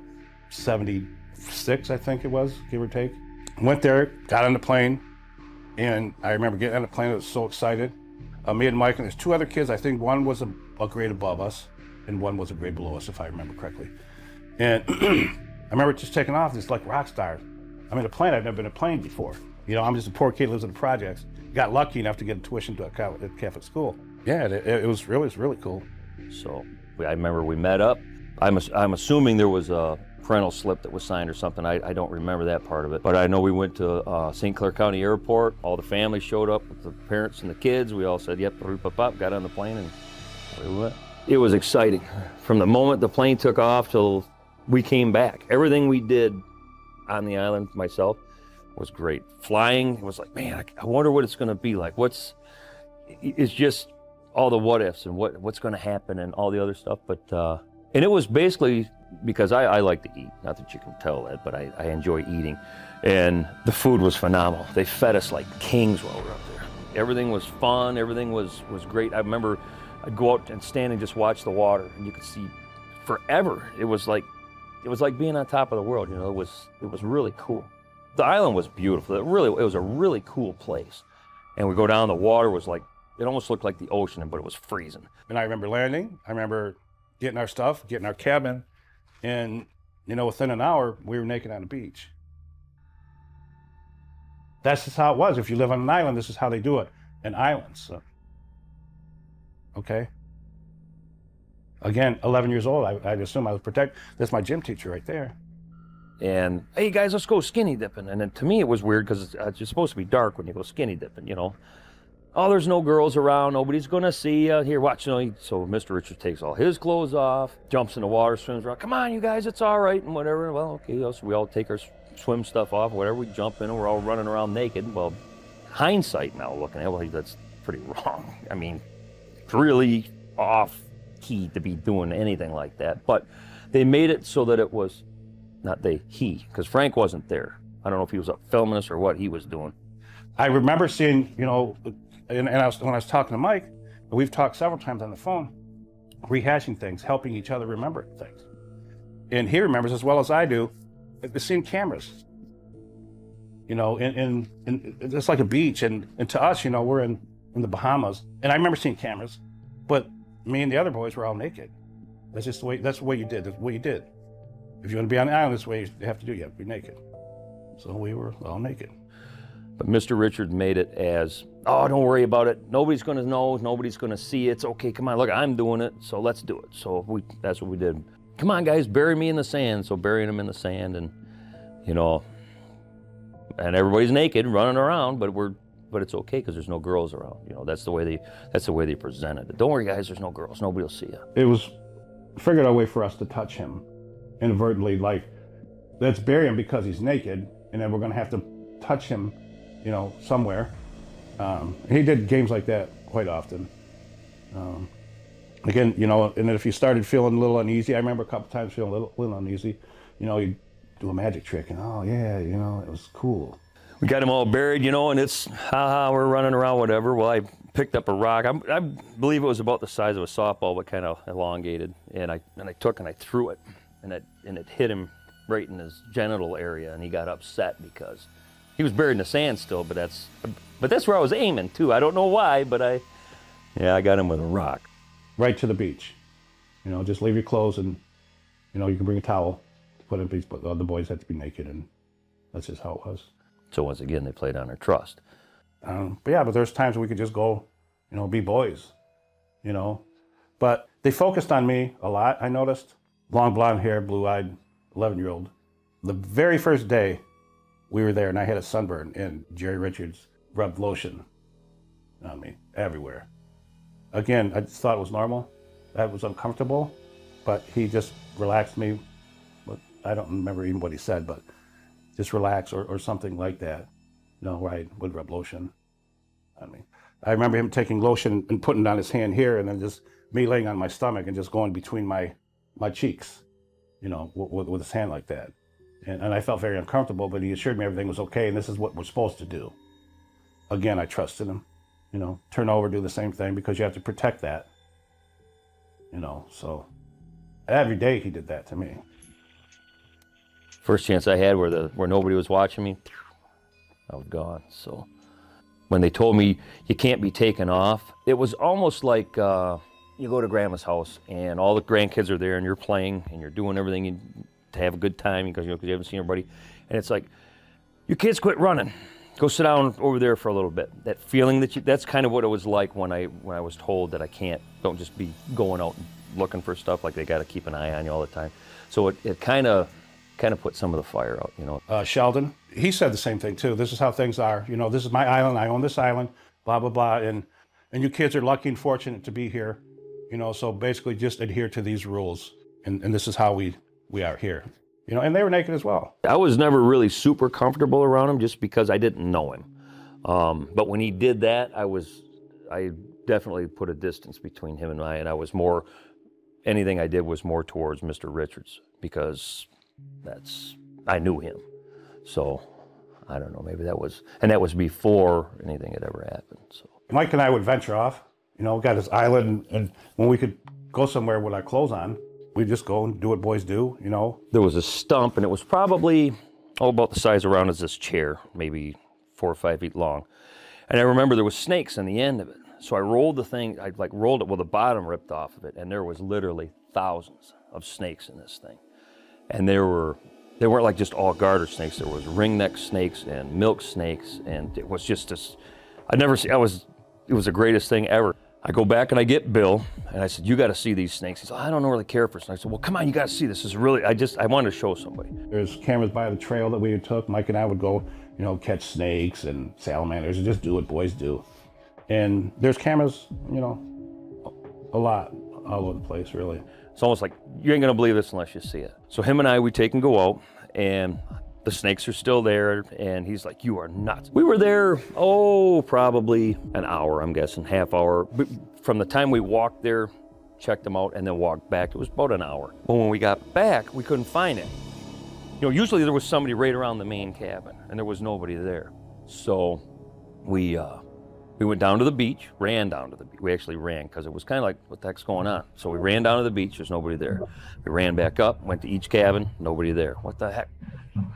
They left us. That's the first thing we thought. So we take and run down to the airstrip, and the plane's there. So we're like, okay, well, what the heck? So we go back, and the Jeep was gone. So we're like, oh, they must have just took a ride, and they're out going around the island and whatever. So I want to say it was probably a couple hours. We got into the food. We snuck and we were eating candy bars and stuff. Let's get some chow while they're gone, you know, whatever. So then they came back, and they were happy, but the two boys were different after they were quiet. I don't know if it's the exact same time, but I remember hearing one of the kids screaming and crying, like somebody was hurting him. And he was screaming, yelling, stop. And we didn't know what was going on, and we knew it was coming from a locked door. There's nothing we could do except for take off running, you know, which is what we did. Now, I don't know if it's that same time, and I remember the tree trunk full of snakes, because that was cool, you know, wow. You know, we're 11. But we heard the kid crying. I think it was a kid that was a grade above us. Heard him screaming and crying to stop. Yeah, I remember that very vividly. I don't think he really talked much. He didn't talk a lot before, but he didn't talk really at all after that. They kind of kept him secluded from us, I think. They didn't talk anymore. We would have cookouts and stuff. We'd cook hot dogs and have the marshmallows and stuff. And everybody was talking, but those kids they didn't really talk at all anymore. They didn't say anything. And it was kind of odd, you know, that was just, as a kid though, you're not going, geez, I wonder what the heck's going on with her. It was just, they just seemed a lot quieter. The one older kid, he was kind of quiet to begin with. He's kind of a tough guy, you know, at least I thought. But then after that, he didn't talk. He didn't do anything, more like sit at the beach by himself and, you know, down by the water. Of course, Jerry Richards was right there comforting, putting his arm around him, you know, that kind of stuff. I think Mike was the lucky one. Just his natural curiosity to run and, you know, and be a boy and look around, you know, kept him safe, you know, and I'm glad for him. I wasn't as fortunate. And I don't know if there was another building, if they took him down to the beach. I don't know where they went. I don't have any idea on that, but from what I gathered from that, they went and molested him and filmed him while Bill and I were gallivanting around the woods. It's just like it didn't sink in as, wow, these kids went through an awful hell, and until I started getting older and I was thinking, wow, you know, they used our innocence, and that sucks. He asked if I could put some lotion on him. And I was very hesitant, and I knew that I shouldn't do that. He said, well, you know, I did you, and you should do that for me, that kind of thing. So I did. I knew it was wrong. It's hard to describe. I felt shameful. I knew it was wrong, something I shouldn't have done. And I'm thinking, in my 11-year-old mind, I never had nothing to say at confession, because we used to go to confession once a week. And I never had anything to say at confession because I never did anything wrong. This is definitely wrong, so I'm definitely going to have to tell the priest this. So I felt bad. Should I say it? And they got you thinking, you know, you have to confess, you know, your sins in order to be forgiven. This is how we were taught. So I think my biggest worry was if I should tell the priest, or should I tell my mom? I should keep it to myself. They said, oh, I'm going to get in trouble, but am I getting in trouble if I tell it to the priest? You know, so a lot of mixed emotions. It was a really messed up time, I guess. Yeah. My mom and dad were more of, let's get a hold of the cops. And, you know, I'm more of a handle it myself guy. I'm more angry that I didn't do more. And because I knew, I mean, after the 4th or 5th time, this isn't right. This isn't normal. The first time I could almost think of a reason why that it's normal. But after that, I just knew. And then, you know, and that's when it comes with the hush hush and don't say nothing. You're going to get in trouble, so on and so on. You know, kind of the scare tactic, you know, to keep my mouth shut. If someone did that to one of my kids and I found out about it, they better get to them first. Because if I can get my hands on it, you're done. Angry, fighting, never fought before. I spent the next 5 years, 5th, 6th, 7th, and 8th grade, half of my school was sitting in with a counselor for anger management. I just fought, I was just angry. And I battled depression almost 4 decades. Sometimes it rears its ugly head, but, you know, I've learned to control it, and, you know, life goes on. This operation went undetected for years, shrouded by the island's remote location and the facade of a legitimate youth camp. As investigations intensified and suspicions grew, the true nature of North Fox Island's activities was exposed when children began to speak to their parents about the horrors they had faced on Uncle Frank's private island. And in 1976, after being tipped off by someone close to the investigation, before he could ever be arrested, Francis Sheldon fled the country on his private airplane and escaped the legal consequences of his heinous crimes. His escape left behind a trail of trauma and shattered lives, and all in all, only one man, Gerald Richards, was ever convicted for the videotaped victimization of dozens of vulnerable children, and he was sentenced to only 2 years in prison. That's right, Gerald Richards got 2 years in prison for children, filming the of children, then selling footage of he and others children. Something that also doesn't sit right with me is the fact that none of the people who were purchasing child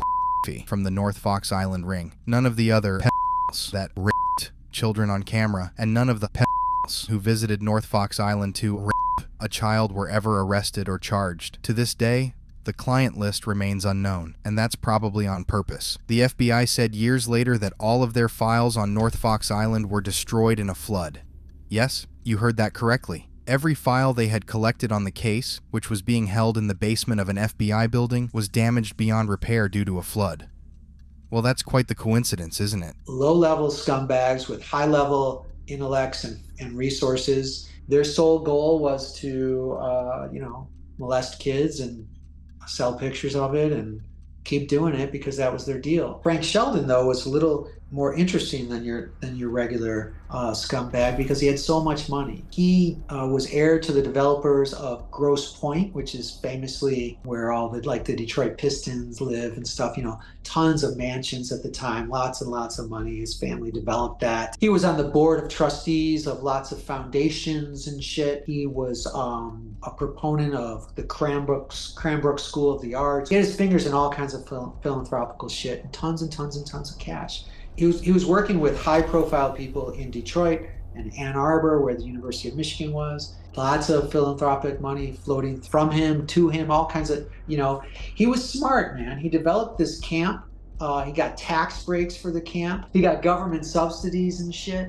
So basically what he did was he created a little haven, like Epstein's Lolita Island or whatever. He brought kids out there and, he raped them and took photographs of them, and sent them home, man.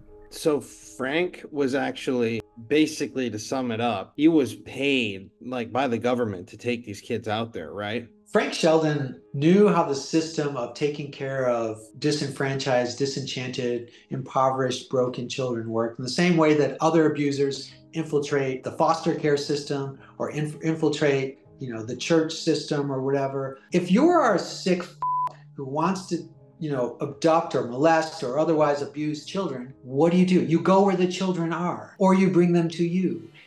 It's not like you can just walk around the street and just grab kids all the time.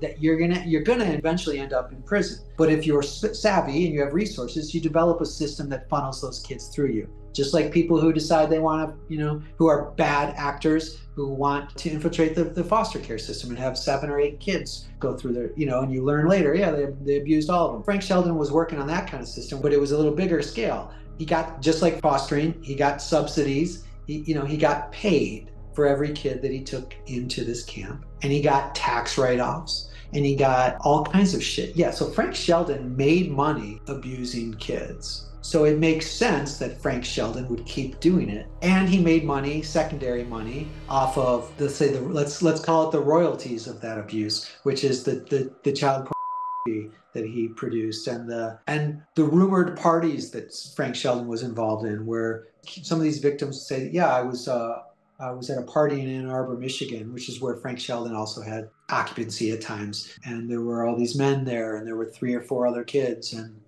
we were there for them. Like, Frank Sheldon organized and hosted and profiteered off of all variations of this abuse. And what is very important that nobody ever talks about, drives me insane, when Frank Sheldon got tipped off that the police were about to search all of his shit, because that did happen. The police were coming down on him.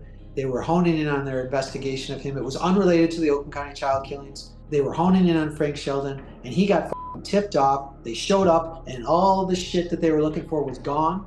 What incenses me is that he absconded and eventually ended up in the Netherlands, and eventually had a funnel of money from Detroit to the Netherlands through his family attorney or whatever. He didn't lose any of his money or whatever. And he lived in the Netherlands for years and years and years after this shit. He eventually died in the Netherlands, but nobody has gone and said, hey, if he was doing that shit on Fox Island, let's go look and see what the was going on in the Netherlands. There have got to be hundreds of victims of Frank Sheldon in the Netherlands, because he lived another 20 years and he had all the money in the world. At some point, when looking into this case, when you have the police documents, the police narratives, the evidence statements, and all of this stuff that go along with the FOIA documents, Freedom of Information Act documents, with which I have maybe 5,000 pages, which is just a scratch of what's actually out there. I have about 10 or 15,000 pages. At some point, when you're digging through the files of the Oakland County child killer case, you come across all kinds of mention of Fox Island, because Fox Island and the pedophiles operating there were on the radar of the police predating the Oakland County child killings. So they were looking at Fox Island because they had many reports of these molestations, and we should actually call them, we should stop calling them molestations and start calling them what they were, which are violent rape. You're talking about children. At some point, the violent rape of these children on Fox Island was on the radar of police. So when the abduction of these children started in Oakland County, it was natural to start looking to Fox Island to see if there was connections.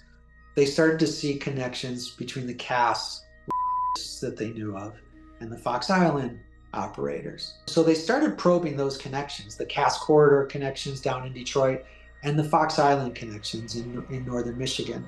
But the thing about it is they're very close to each other. Fox Island, you look at the state of Michigan and you go, oh, well, that's 4 hours away or whatever the it is. It's right there. It's a morning's drive. This is not like a foreign territory. And so it made sense for them to look up there to see if these people were associated, because in fact, residentially they were. They didn't live full-time at North Fox Island. They lived full-time down here in Detroit. That was just a fucking vacation spot for those motherfuckers. The players were all the same. They didn't just come out of nowhere and say, what if that random person up in Fox Island? No. All the players that Frank Sheldon associated with, and there are photographs of Frank Sheldon with some of these people, All those players were operating down here, downstate in Detroit in the Cass corridor. So it made a lot of sense.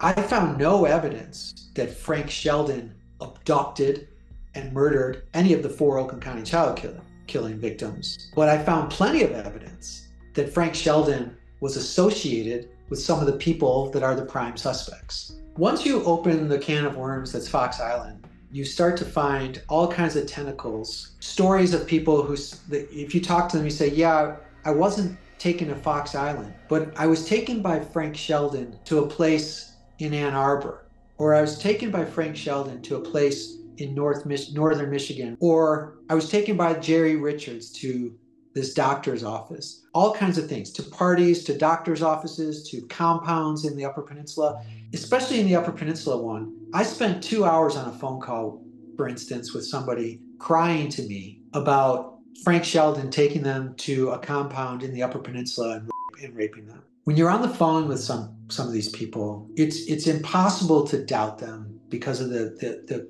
emotion that's in their voice and the detail of their story and the way they stick to that detail throughout a 2-hour period.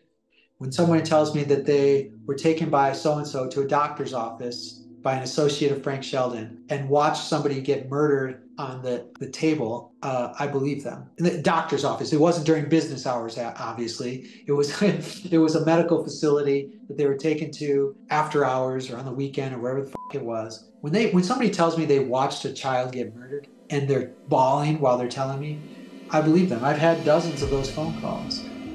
And those tales line up with the stories that we read about. Some of them are in the documents. There's a school teacher now, at the time she gave their statement, she was retired. She talks about, as a child, being subjected to those people, the same people that we were looking at for the Oakland County child killings. I mean, you're talking about teachers and engineers, and these are normal people, man. This is just a question I had. I know that there was some talk of like snuff films and stuff. Is there any sort of thought amongst the people who study this case that some of this could have been filmed for purposes like that? I have talked to police officers, original task force members, family members of the victims, and other people associated with the case, and have found a general consensus that that's probably what happened, but nobody wants to talk about it. There was all kinds of 8mm footage confiscated from some of the suspects, and all of that footage is allegedly gone, destroyed in a flood or whatever. It's bullshit, man. Somebody sat there watching that shit to figure out who the victims were. And if they didn't, then they ought to be fucking arrested. It's like, look, you're a police officer, man. Every square inch of that 8mm film is a crime scene. Of course you're going to look at it. It's not the most pleasant job. We know now that every square inch of any footage is a crime scene, man. Like, you look at that shit and you can tell the wallpaper, where that's from, right? The carpeting, where that's from. You can find people, man. There's still people in captivity right now forced to do child shit. And if somebody's not looking at that shit, you can't find them. So whatever that happened to that footage, we don't know. Nobody claims to know. But somebody watched that before it allegedly disappeared. They didn't just stick it on a shelf and go, oh, we'll get to that shit later. That was the first thing they did when you walk into someone's house, even they're a friend, whatever, and there's a stack of photographs sitting on the table. What are these photos? You want to look at the photo? What's this shit? So you're a cop going to this alleged scene of the prime suspect of Michigan's biggest murder case ever, and there's a suitcase full of child. Of course you look at that shit. So somebody saw that shit and nobody said anything about anything. And so what happens is people tend to think, man, they probably killed those kids on camera. Yeah, because then that's where, in my mind, Francis Sheldon kind of is involved with the whole child production and the people, in his sphere being involved in this case. And it's a theme that I've noticed too with cases and stories like this. There's those really extreme clients or people who want to see that shit. And if you have enough money or the right people, disturbingly, I feel like, especially back then when it was so much harder to solve crimes, it was actually possible. I mean, today there's I talk about this shit all the time, like hundreds of millions of child images that all had to be filmed. So it's like reasonable to think that these people filmed these murders, especially with how weird the whole investigation is. I don't know. It's what do you think was the goal of the murders? Like, why were these kids killed? Because it obviously wasn't somebody who just wanted to murder kids. It's tied into all these and shit, but like, why? To understand the purpose behind these murders, you have to first acknowledge that it's not one person, one psychopath, one whatever, going out who abducted and molested these kids. We know that because they found multiple sources of DNA tied to multiple sex offenders. So like, look, there's no way around it. This was team killings. Whether one person did the murdering or 3 or 5, whatever, this was team killings, at least in terms of complicity. Once we understand that, then we know that this was sexually motivated shit. And the recent DNA that was found, that somebody told me was found in the vagina of one of the girls. So like, look, we know the girls were raped as well. We didn't know that before because the police spent a lot of time saying it didn't happen. These children were abducted for sexual purposes. And then from there, you can do whatever you want with that information. Why were they killed? Well, you just spent 19 days with one of them. What are you gonna do? Send her back home with a backpack and a sandwich? Do I think that these children were killed specifically for the purpose of killing them on film? I don't know. My brain is too domesticated to go there. I don't want to think about certain things, yeah? Like, I just don't want to think about it. But the truth is always right in front of us. And if it looks like that's a possibility, then it probably was, because you know what? They were abusing these children and they were monetizing the abuse. If they're gonna monetize the abuse in one way, why aren't they gonna monetize it in another way? We know this. They were creating and distributing it. These people are up.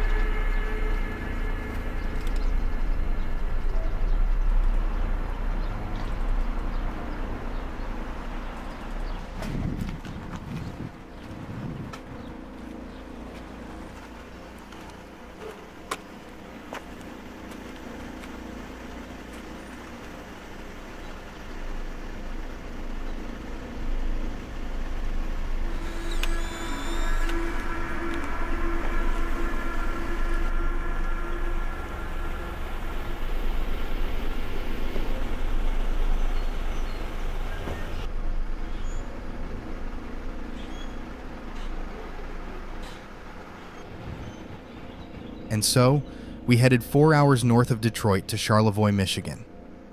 This journey was taking us directly into the heart of darkness. We were heading to the extremely remote North Fox Island. We felt like the only place left for us to visit, to investigate this darkness and evil for ourselves, was deep inside the belly of the beast, on the most notorious island in America.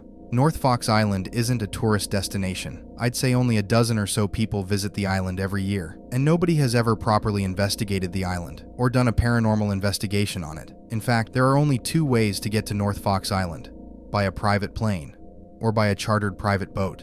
There are no roads on the island. There is no tourist boat service that brings people out there. If you're headed to North Fox Island, you really want to get there. We had booked a private plane weeks prior to visiting, so when we headed towards North Fox Island that day, we thought that our travel arrangements were already set and done. We had no idea what was about to happen. So, what do you guys think about tomorrow? So I've only flown on one charter plane ever, and it was over a ghost town for like a commercial, and it was so windy, like it shook way more than any other like actual plane, and it freaks me out. So now that we're going on a charter plane, it has one engine to this island that has no service, no one's on it, that just freaks me out. And then I seen a video that you showed me that there's snakes on this island. So I don't know, it's pretty nuts. And we're doing this So just find answers. And I just find this, it's like we're investigators, like in a movie. Like this is a movie thing we're doing. Mm-hmm. Which I find exciting, but crazy. Yeah. For a murder case. And pedophile stuff. Yeah. I don't know. I think it's crazy as hell. What do you think? What do you think? I'm not really scared of the plane. I'm scared of what we might uncover. That too. I mean, this is stuff that people get killed for knowing. Right. Yeah, no, that's true too. And no one's made a story on this. No. This is our stuff that no one ever showed to anyone. So of course, even people who maybe bought or when they donated to the island for these videos, they're like, oh shit, they're gonna hate us. They're gonna obviously see it. You know, whoever these higher up people are, I'm sure they're gonna all be shaking in their boots. Yeah. Right. I think it's. I'm f***ing scared to fly a small plane. Definitely, he's not, because he's flown planes. Yeah. Connor got into a plane crash, by the way, everybody online. Yeah, no, he did. He So told that's me a the real story. Yeah. But I think I've only been on one small plane, so I'm definitely freaked, I would say. Then you got snakes and my mortal enemy, spiders. Apparently the island's swarming with spiders. See, I didn't know that either, so it's Yeah, just one but- thing to add to the list Of terrible things. Yeah. And yeah, doing, like you said, doing videos like this is like dangerous too, of people not wanting this information to get out. I mean, like, I've studied cases, stuff that Connor and I have talked about. He knows all the details of stuff. Like, there's a specific story that I'm working on telling where a guy was working to expose a sex ring, and his small plane went down the day before he was going to turn in evidence, and he and his young son died. Someone sabotaged his plane. It wasn't an accident. So when we got this charter plane, we didn't say what we were doing on it, right? No, but... All right, good, because I don't want to start going down. But think about it. If this is all Yeah. government linked... Yeah. And they've been following us. I have a high profile when it comes to conspiracy shit. I'm definitely on a list, I would believe. This would be the perfect opportunity. I'm not even joking either. Yeah. This is like dead ass. I've thought about this, and Courtney's worried about this kind of, my parents. It's like the perfect opportunity for somebody to sabotage something that could take us out in an accident, and it would look like an accident. Right. Before we even are able to break this story. It might sound over dramatic, but once you start getting into this world, even this story, the main suspect killed himself. Yeah. Like, they did this already to people with this And story. then the guy with the island already fled. Yeah. And he's gone. Like, who knows what shit. strings he's pulling, or people that worked for him that are still alive still pull to keep this story down. Mm-hmm. Damn. It's creepy. And it's like 1 a.m. now. We drove up 4 hours to get here. Yeah. From Oakland. Yeah. So, I mean, a lot is going in this. Yeah, you can tell we're all just a little bit... We're dead. Yeah, like it's... It was a long night last night, too. So, if anything happens to us tomorrow, I'm going to tell the camera, if anything happens to us tomorrow, we didn't do it, and somebody definitely did it. It's almost like those found footage videos. Like, if you find this right now, we're dead. I'm doing that as a dead-ass warning. I know, that's the scary part, too. You say it, too. Yeah. If anyone actually sees this footage, we're dead. Well, we're actually, wait, yeah, that's true. Well, we're releasing it. They're watching the video. Oh my god. I don't even know. Yeah, if we die before this is ever even released or anything, it wasn't us. If we die before this comes out, it wasn't us. It's a good insurance policy to have in case something happens. I love how we're saying it to this little camera, like 48 resolution megapixel. Yeah. We're saying everything on that thing. I know. It adds a little bit to it. Yeah, no, it's cool. It's cool. Well, it's about 12:30, so we're going to get some sleep, and I want to sleep good tonight for this one.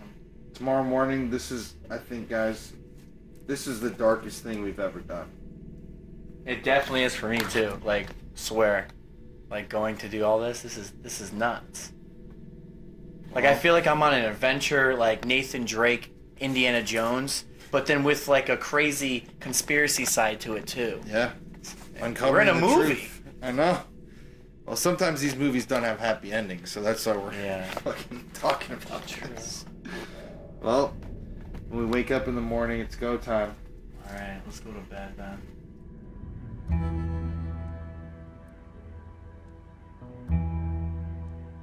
So we just woke up, well, not that long ago, and look at the weather outside first off. Look at this weather.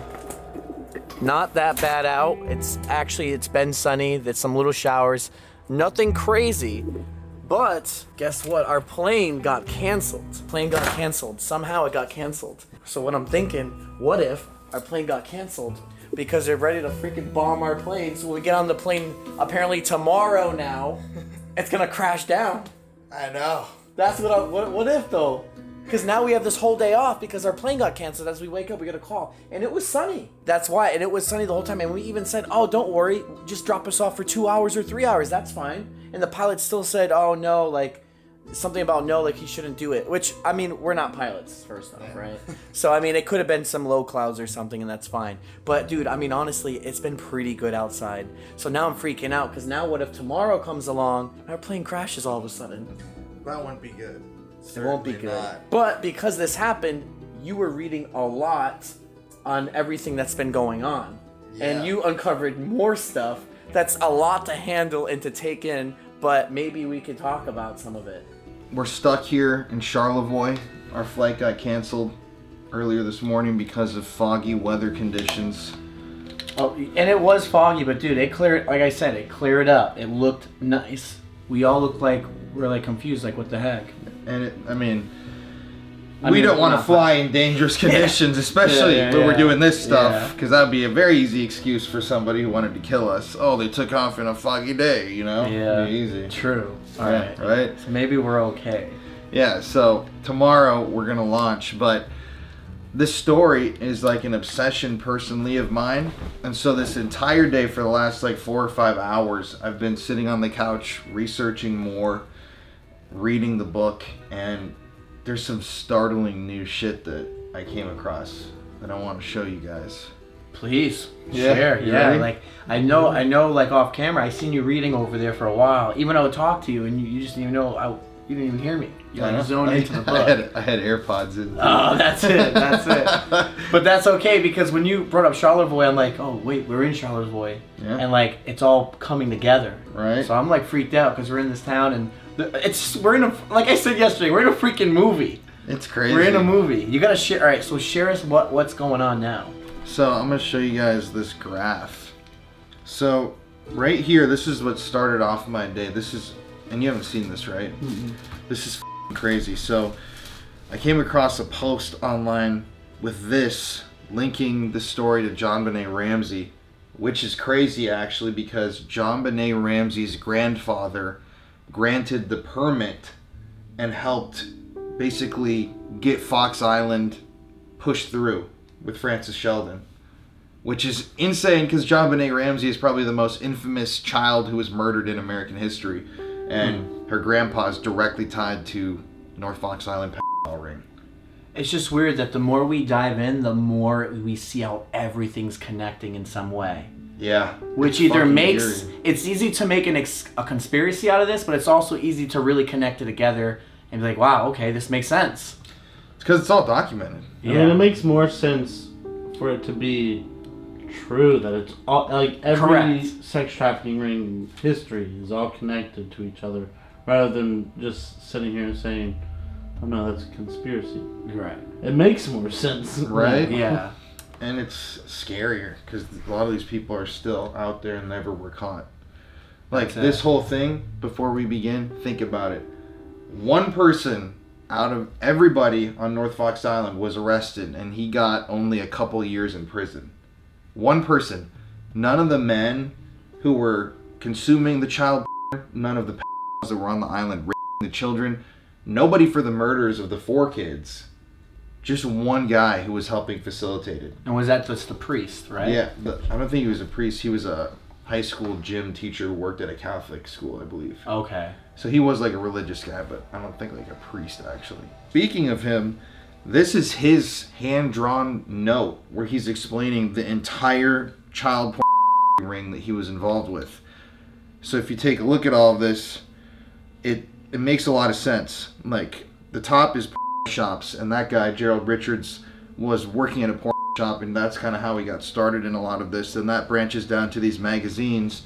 Francis Sheldon from North Fox Island wrote for magazines, so did Gerald Richards. That's how they connected through a magazine.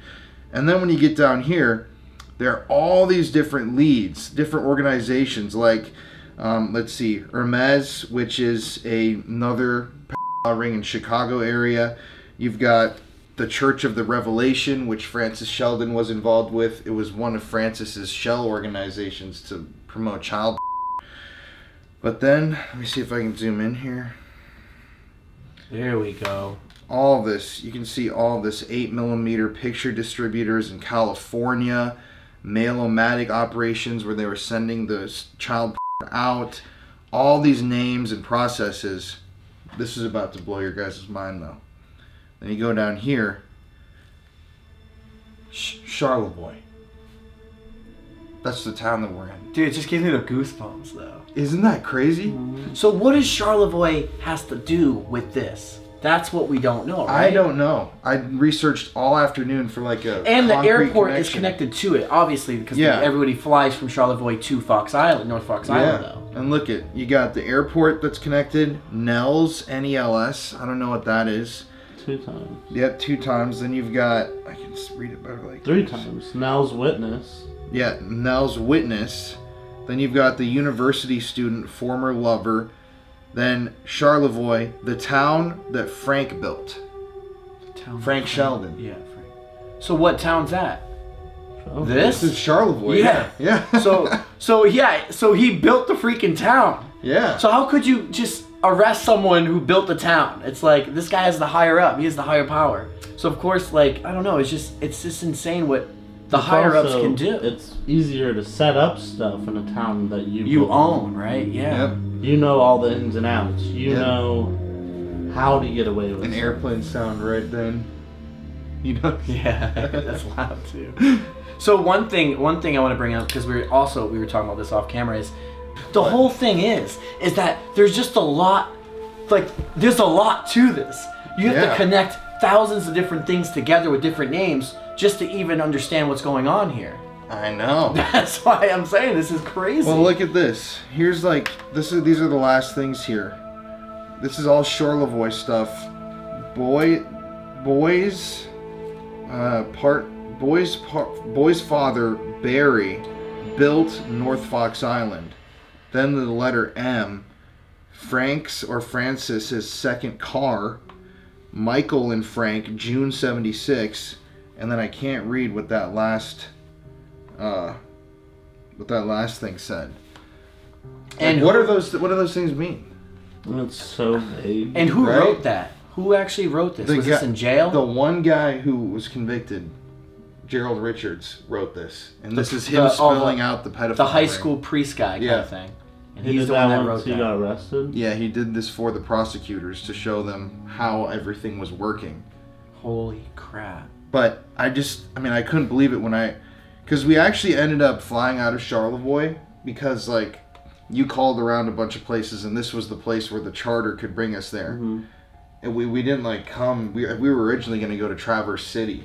Right. But then when I open up this document today, and I see in a huge box with all these arrows pointing to it, Charlevoix, there's something here in town that is connected to all this. Now, unless it was just because all the higher-ups flew using that airport, and it could be that simple. But that's the weird thing, is when I was doing my research about planes and flights out of here, there's, I would say, probably 20 airports that surround North Fox Island that we could have gone to.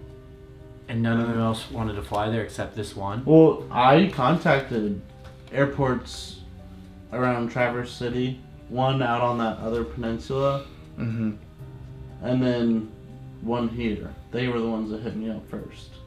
That's so strange that we ended up here, and that's on his paper. And then the first airport that I contacted here, the lady at the front office was like, "Are you guys doing like research about what happened on the island?"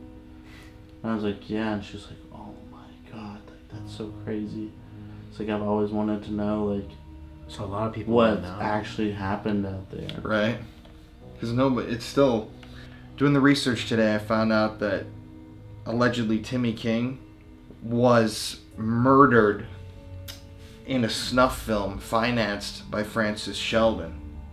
I'm going to explain some more of it, we both will, in our videos, because there's a lot. But there was an underground child ring in Detroit that had all these ties, and when these victims later on in life started testifying, or even the perpetrators came out and started exposing other people, it all led back to Francis Sheldon, to the powerful man from Ann Arbor, and back to fucking Fox Island, where who knows what could have happened there. You know what I mean? I know. Well, there's no camera. Well, there were cameras, but they weren't filming like things that you'd ever find. Like, there's no security footage or anything, no real honest testimony from adults about the exact nature of what happened. Because everyone that ran it were in on it. Yep. So you have no other proof or like another person except kids, and their testimonies, maybe people don't care because they're young or they could lie, so they don't trust them. Yep. So the other thing is too is like all the North Fox Island files are gone. Oh yeah. They're gone. Yeah. Actually. Yeah. I told Josh too. Now this is truly something that's in a movie too. Yeah. All the files, like we said at the beginning, of Christopher Bush were destroyed in a flood. The flood. FBI said. Then also, the files from North Fox Island destroyed in a flood as well. A flood. A flood. The files from North Fox and Christopher Bush are gone. From that's the FBI's official answer. A flood. Like, and you would think the FBI took a little bit better care yeah. of their documents. Yeah, you would think so. Especially if it's about high-profile child with hundreds of victims and possibly murderers tied to it. But a flood took them all out. A flood. I can't. Francis Sheldon was good friends with an ex-FBI agent too. And that was the other thing to bring up. Francis Sheldon was linked to Christopher Bush. I found this out through a ledger that they discovered. Okay. It goes deep. It's Yeah. connected to John David Norman, another famous ring with thousands of victims, a guy that escaped justice multiple times. It's connected to John Wayne Gacy, Candyman, Dean Corll, and all these other just sex rings that were going on at the same time. I'm just starting to think now, after sitting here with you guys on this, that there is way more in this world than I even thought of. 100%. Like, I didn't think about any of this. Like, I always see, like, on Twitter, like, oh, the Hollywood's in on this, there's all these rings going on, all this stuff. I always scroll by, and I'm like, yeah, all right, whatever, and I just keep going. But now, after, like, the whole Diddy thing and everything else that's been kind of coming out, and then actually sitting here after the Epstein thing, and then this, dude, it's even now actually blowing my mind as someone that's not really paying attention as, like, a normal person doing everything else, and hanging with you guys who are actually, like, doing all this. You're opening up my eyes. Well, so this is a crazy thing for me, and even for my channel and for the viewers, because now I'm just like, dude, this world's more sick than I thought. Like, yeah, it's dark. I'd say it's not all rainbows and butterflies. It's definitely not, dude. Maybe in Josh's head. Yeah, that's how it was. Yeah, not anymore. But I'll say, we wanted to do this video because this stuff is happening still. Look at Epstein and P. Diddy and all the people that haven't been caught. So the more we talk about this and even look back on previous things and say this was so f***ed up that no justice ever happened, maybe we can raise enough awareness that it gets seriously looked into. Yeah, this is a start for sure. Oh, you guys want to cruise around Charlevoix, see if we can find Frank's development? I'm down. Let's go. All right, just another day in the life. Hey everybody, it's Colin here. Thank you for watching today's video. Hello to all the new subscribers and hello to the rest of our beautiful, wonderful, spooky family. As you know, every single week here on the channel, we give away a free gift bag to one lucky viewer of the show. And this week, to enter the contest, all you have to do is like today's video, let's smash that like button, and comment North Fox Island in the comments section below. I'm gonna give y'all 10 seconds to do this now. 10, 9, 8, 7, 6, 5, 4, 3, 2, 1.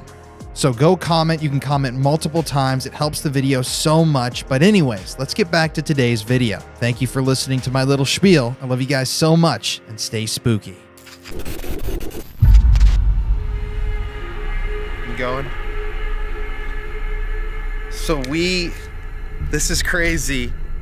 We just got canceled on second day in a row for our plane flight, which is f***ing mental. Because if you look behind us, guys, what do you see? So many clouds. Yeah, clear blue skies. The whole rest of the day is supposed to be clear and sunny. So I wanted to just walk you guys through this. They first said yesterday it was low visibility. But Connor, how much visibility did they say they had? 13 miles. So that's good, right? That's the perfect conditions for flying. And you know, because your dad flew. And yeah, I flew. All right, he flew too. Yeah, Connor knows how to fly a plane. So what the hell? So that was enough, and we're like, okay, we'll just spend a night here. We had to rework our entire rest of our trip, spend a night on an Airbnb, lost all of our money in Detroit on the Airbnb we were supposed to have last night. And then today, she says the same thing, low visibility. But then, when I asked her, and I said it's supposed to be clear, sunny the whole day and all day tomorrow. There's not a cloud in the sky predicted tomorrow. She said then that it's because the runway is muddy, and they're worried about landing because it's a muddy runway. And then, I mean, I get it in a way, because yeah, it did rain some yesterday, but it's gonna be clear and sunny all day today and all day tomorrow. And then when I asked her, what does that entail? She said, oh, we're not sure we want to go because nobody's landed there this spring. So after everything. But she couldn't say it yesterday. She couldn't say it yesterday. That's what I mean. Yesterday we were supposed to go. Almost a month ago now, getting this flight set up. And they said that they hadn't had anybody land out there, and now, like, they haven't had anybody land out there this spring. And so they had to go and check in with all their pilots to make sure that this would even be a possibility that of something that they could do. And it took a week for them to get back to me. They said, yeah, we can do it. Let's get it all set up and send us an invoice, which is a lot of money, a whole lot of money. And then now they're just like, oh, no one's landed out there, so we can't do it. But here's my thing, and this is what I'm thinking. Now, remember yesterday when they asked you, what are you doing on the island? You said what you were doing on the island. And now all of a sudden, it's the muddy runway situation now the next day. So I kind of think it's because of that. Because it really did not rain that hard either. No. I mean, bro, look how sunny it is. I need sunglasses on. It's so sunny right now. Yeah. I did mention when they called yesterday, they asked what we're doing on the island, and I said, we're doing a documentary on North Fox Island. And she's, oh, the pet stuff. And I'm like, yeah, okay. Then all of a sudden, 3 different excuses. Fog, and it's really strange because if you actually, I'm not going to show the text because her number's on It's also strange that they're out of Charlottesville Airport. They're the main charter service out of Charlottesville. Or Charlottesville. Yeah. And what? Yeah. Airport were they using back in the day? Charlottesville. Exactly. And remember the guy who wrote it in a box, airport, and put the arrow to the town? Yep. So, I don't know. This is a conspiracy in itself. It's weird, bro. Nobody wants us out there. So, what we're actually going to try to do, let's see if we can get a boat. Yeah. We're going to this island. I'm at this point, I'm not leaving Detroit. Well, I'm Michigan until we get there. I know. Like, for real. I'm missing my birthday. Yeah. Because I want to get out to that f***ing island. Yes. Well, I'll say also the one thing that's crazy is even in the text this morning that she sent me, it was like, we'll check in and see if we can do it. And then all of a sudden it was the muddy runway where you can't take us today or tomorrow. No, it was the visibility. Yeah, the visibility. Yeah. And then you told her, well, look, it's going to be clear skies the rest of the day. Yep. And she's like, oh, well, this. Yeah, and then I said, what about, tomorrow when it's been sunny all day and sunny all day tomorrow? And that's when she said, no one's been there all year, so we don't want to go in unsafe conditions. And I'm like, if that's the reason you're not taking us, why the f would you even tell us in the first place to come out here? If you're unsafe to land and no one's been there, that's your reason. Why are we here? Yeah. Why did we ask you to take us on a flight and you said yes? Yeah. It's ridiculous. It's so No, crazy, it is. bro. It is. It's bullshit. Now what? So we're gonna go to the marina? The marina? Yeah, let's do it. Well, it's obvious. I'm not placing blame on the airport or the owners of the air company, anything like that. But it's obvious to me. It's strange. Yeah. Something doesn't want us to go to this island. Somebody doesn't want us to go to this island. And it's fucking weird. Very weird. Watch now. Should I bring this in or not? No, I wouldn't. No? I want to sketch people out. Alright. We don't want to let them know what we're doing here. That's the thing now, Yeah, right? so I'd move Alright. back. I got you. I'll just keep it audio for recording. Alright, I'm gonna shut this off in a minute.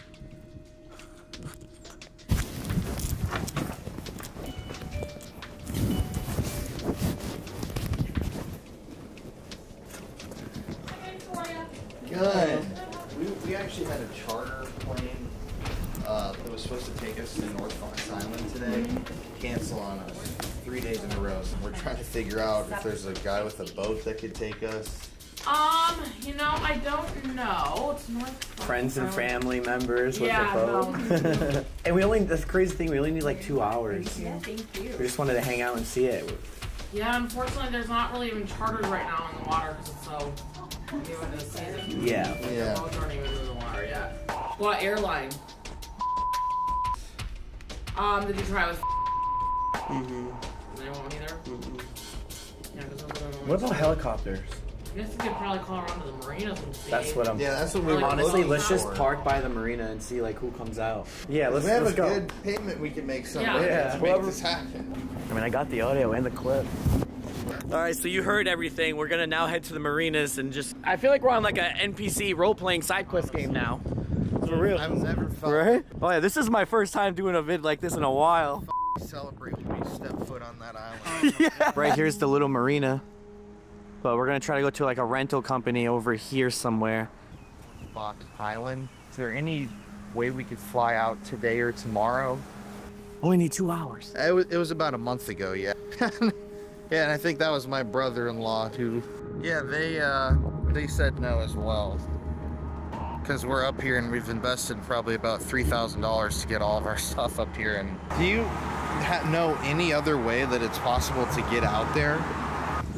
Wow, yeah, it seems like nobody wants to let people on the island. It's crazy. There's no charter boats, no flights. Well, I guess we are just gonna ask around. Thank you for the help. Yeah, no, I get it. All right, well, have a great rest of your day. Thank you. Zero. Hey guys, so I found 2 people inside that boat. I'm literally just gonna go right up to them and straight up just ask. Like, I'm just gonna ask if we can get on the island.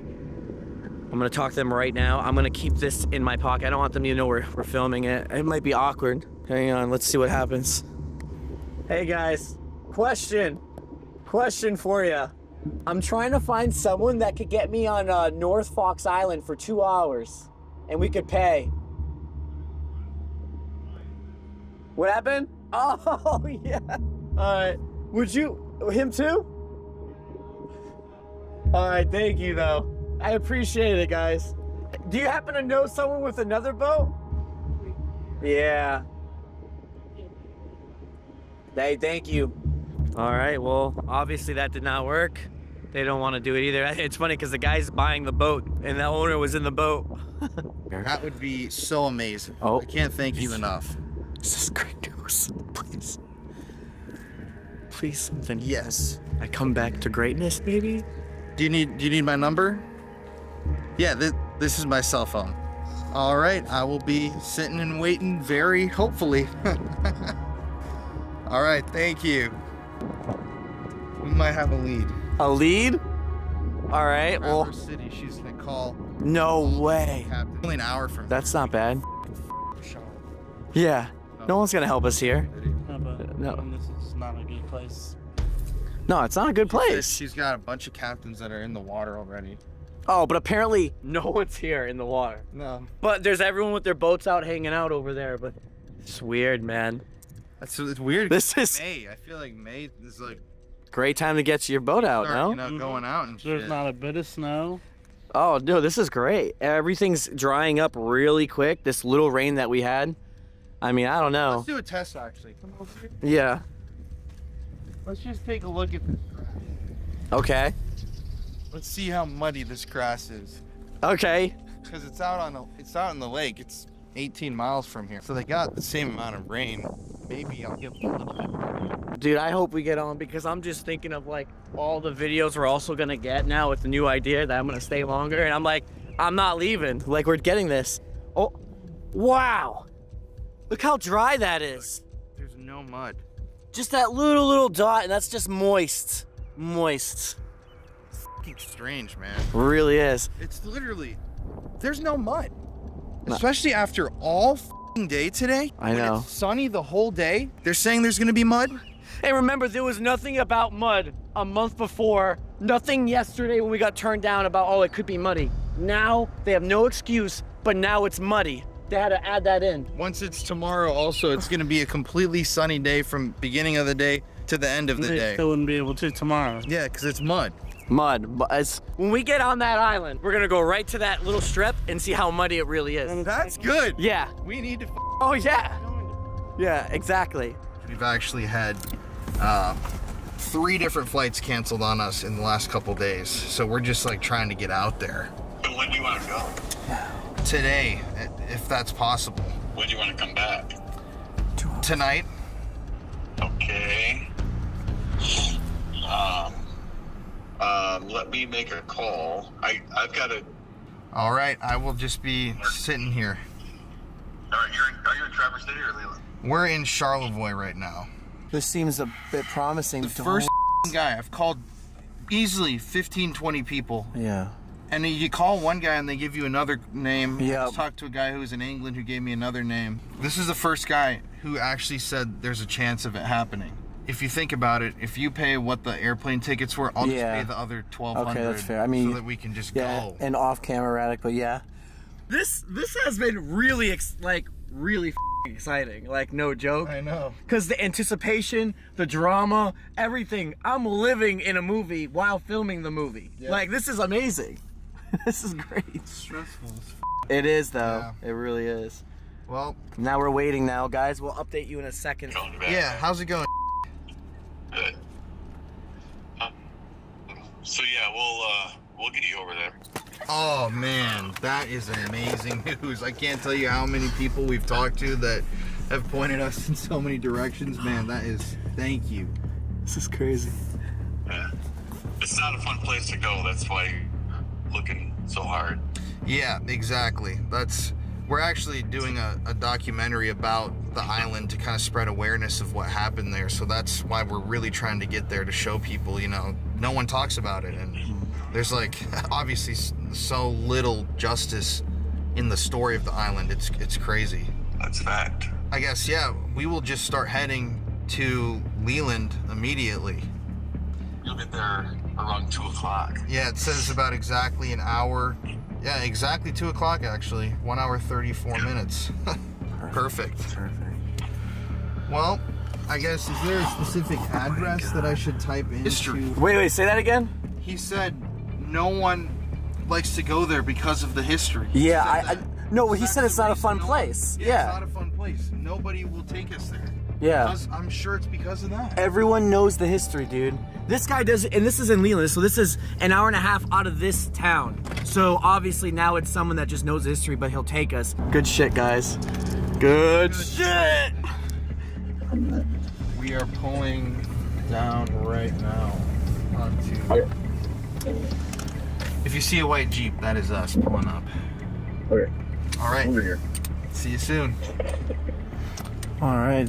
So finally, after calling what seems like 30 different people in Leland, in Traverse City, Charlevoix, Petoskey, all these communities, nobody would take us out to North Fox Island. Not by plane, not by boat.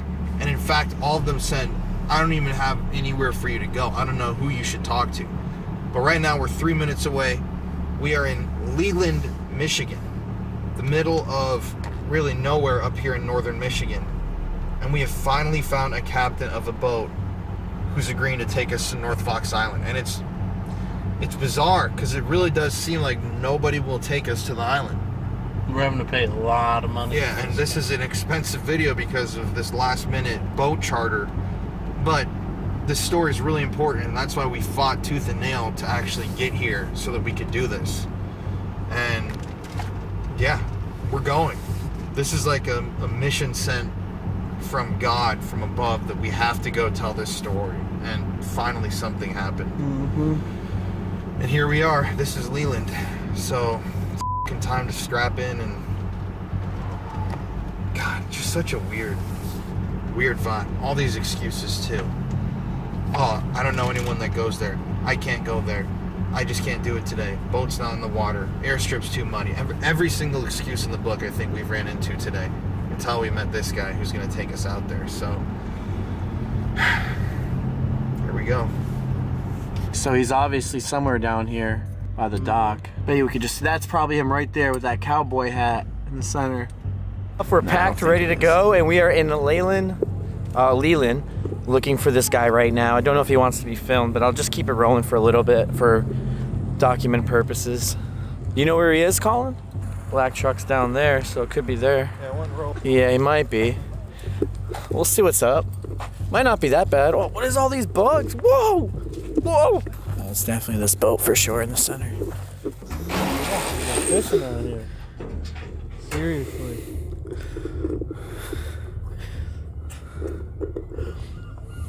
Bugs are crazy. Yeah.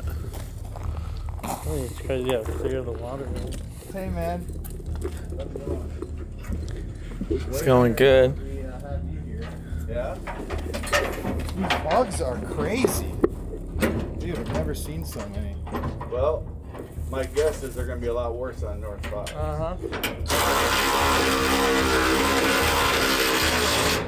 Alright, no problem. Thank you so much, man, honestly. The North Fox Island story, I think, is just one of the darkest that no one wants to talk about, you know? Let me ask you a stupid question.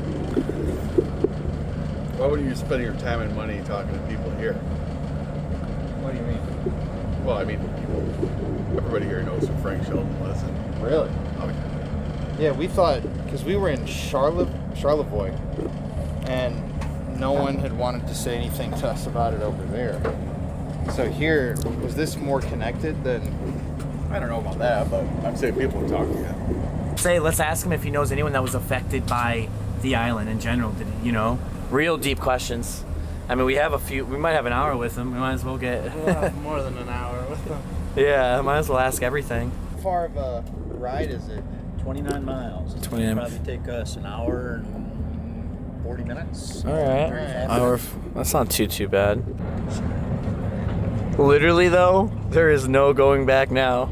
Like, we're on it. Whatever happens, happens now.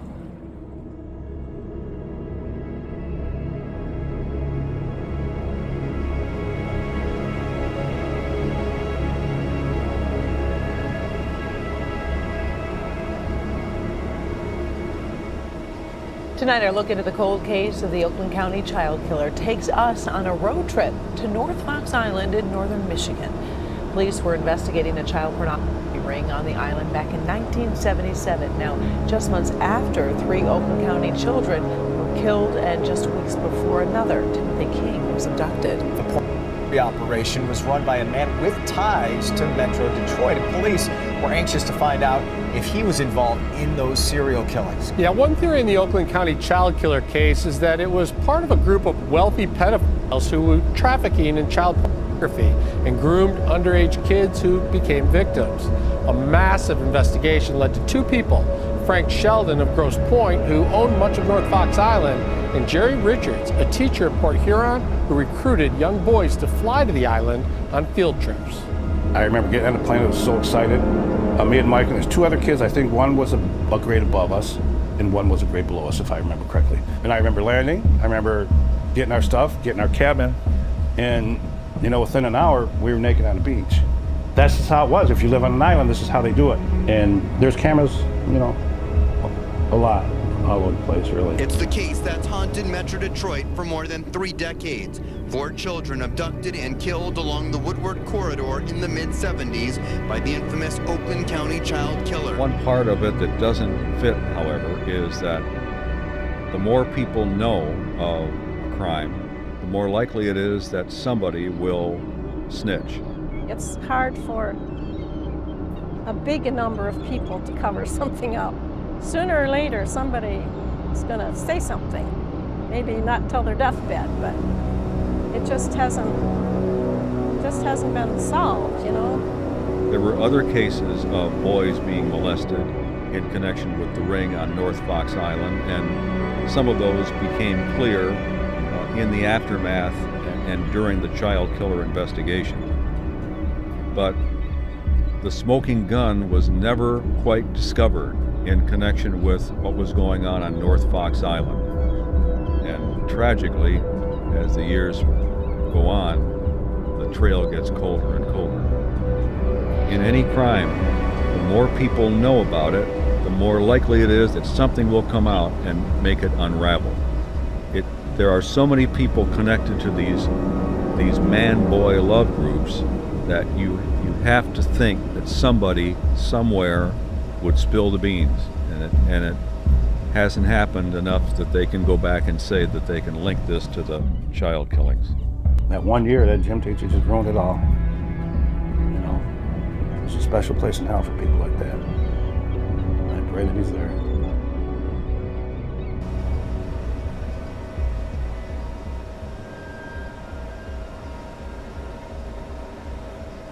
I don't know if there's a dock or...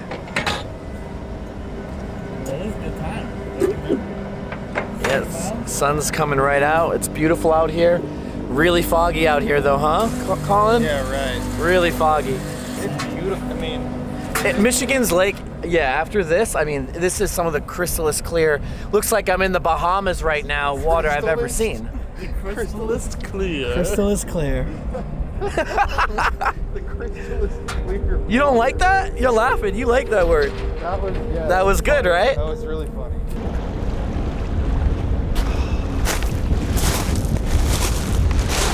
Dude, years of researching, years of being obsessed with the story led to this moment right here. Honestly, a beautiful beach. I know. Fucking Josh was unbelievably excited and just left us. And this is why they did this on this island. It's so quiet. They got away with anything. Dude, taking the boat ride out here really puts it into perspective how far away from a city these kids were being brought to. And to sit and think you're literally trapped here with a bunch of Yeah. You can't swim off this island. He even said... It's like a boat? It's the boat. He even said earlier, he's like, you get out in the water right now, you'd last 4 minutes. Yeah. It's super cold. And you're dead. It's like 38 degree water, he said. Or something 40. Like that, 40. Yeah. After everything we went through and now we're here, it's just... But it's honestly still like such an ominous ride over here. I know. Oh, yeah. It's like Shutter Island coming up on the island, like. 100%. And look at the ground, guys. Does it look very muddy to you? No. Let's go find the airstrip too. Yeah. Let's do that. All right. We only got 3 hours on the island, so we got to make use of our time. So I was talking to the captain, and when he was 3 or 5 years old, he says Francis Sheldon was invited into his house. And really? Yeah, so his parents was friends with him. No fucking way. way. But also, Francis Sheldon went in everyone else's house because everyone loved Francis. So he was invited into everyone's houses. So when the news came out, apparently everyone was shocked. Everyone's like, there's no way that's real. So apparently it was hidden very well. Just saying. So that must make sense. He didn't even want to be on camera. He was like, just don't say that to anyone else. But he was serious. He didn't want to speak. He says a lot of people were affected by it. That's what he said. And which you were saying. You said you got to say things right. Yep. So just letting y'all know. The captain could have been a victim because he was 4 years old. Yeah, Francis could have been scouting him out. Could have been. Yeah, I don't know what his deal was or what he was doing, but yeah, he was like family friends with everybody. It's not muddy one bit. I know. Here, I'm gonna piss over here. Well, this is a first. I wouldn't really say this is urbex. Question. So there's a split. Which way? It looks like you just want to go this way, so I'm just gonna go. Right is always the right way. How do you know? No, right now. How do you know? This will be going down the beach. We need to go up further. I don't know. Really? I feel like that. I don't know actually. Everywhere doesn't. I mean, bring up Google Satellite. He's the one who has service. It's gonna load, but it's gonna take a little while. Okay, here we are. Holy shit. All right. We have to go this way. Look. We're down here on the. Wait, so wouldn't we be going that way? Let me see. See, it doesn't say where we are. It doesn't read my. Yeah, we definitely compass. should go this way. Yeah. Because this is going to take us just along the shore. If you think of going that direction, and the airstrip is this direction. I agree. I think we should go this way. Guys, I mean, it could be the other way too. Wait, what's that say right there? Josh, what does that say? Pond Hollow Road. It's a road. Well, I think we take follow the direction of the Maybe arrow. Make us go straight. Maybe I'll keep an eye on this.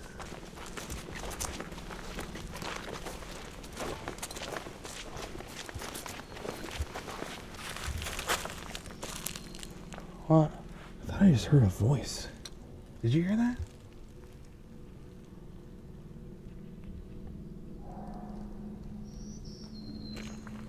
Wait. I could have sworn I heard someone yelling. Weird that the forest went really silent right when I said that too. I mean, it's not even apparently time for people to come here, even if there was, so that'd be weird. Strange. Well, this is okay. So one thing I'll say is we're now in the center of the island, on the bottom half. So if this can bring us this way, we'll be. Well, yeah, this definitely connects to the airstrip. It's got signs saying beach. So again, another trees all over here. It is a really beautiful island.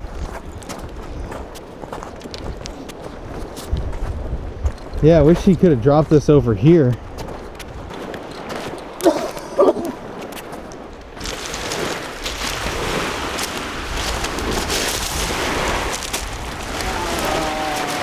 These are like perfect skipping stones. Yeah.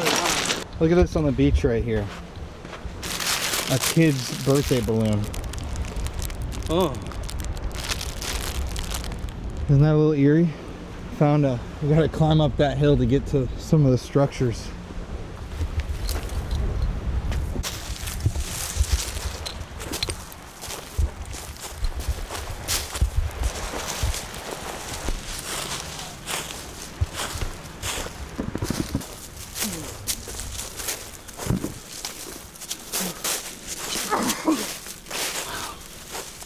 Josh!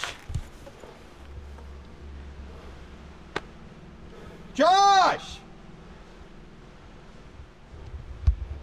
Josh!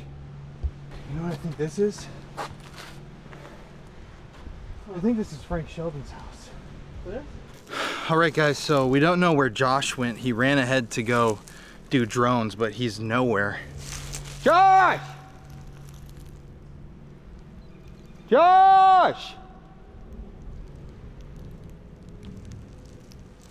But this right here, guys, I'm 99% sure that this is Frank Sheldon, the pet owner of the island's personal cabin. Look over here.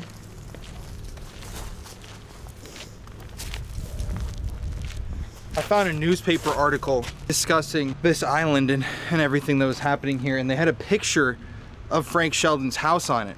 And it had a triangular tip, and it said it was on the west end of the island. Well, we're on the west end right now.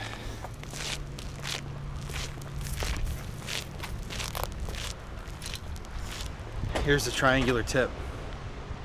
I think this is where he lived. eerie. What happened to it? There's a basement under there that's locked. Let's go look over here too. There's another cabin in the woods. Zero mud out here, by the way.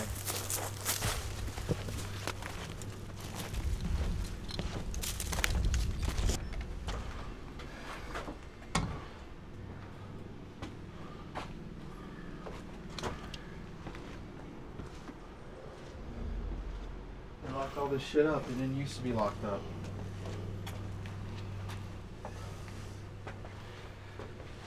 But these are the original cabins from the camp where in these rooms children were being molested.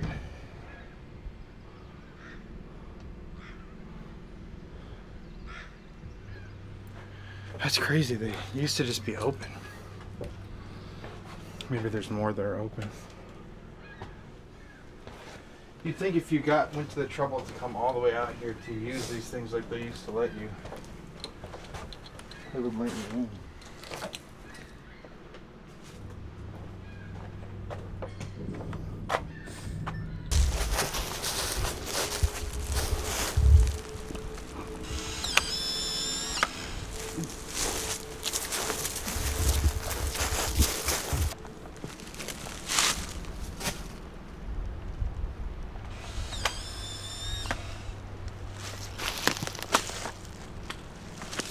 Man, something that sitting out here makes you think about is how, it's hard to even come up with thoughts. My heart breaks for the kids that were literally where we're standing. I get just a horrible feeling.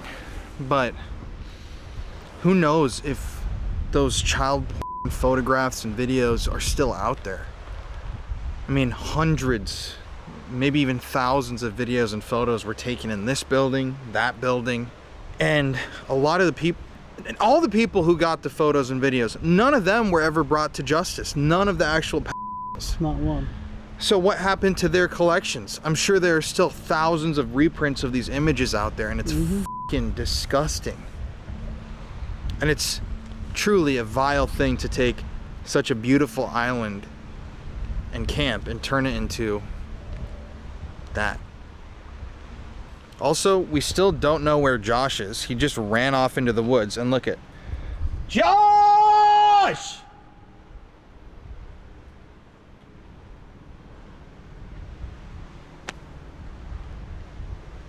Nothing.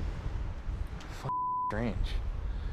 Well, it really is sad, just like Colin said, about how beautiful an island this is, to now it's just like covered with a blanket of just like disgust.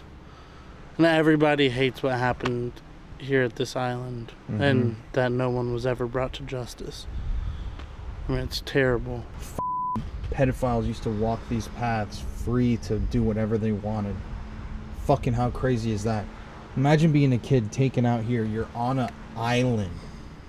You can't do anything. You can't run. Even if you scream, who's gonna hear you? Like, look at this. I bet no one will respond to this. Help!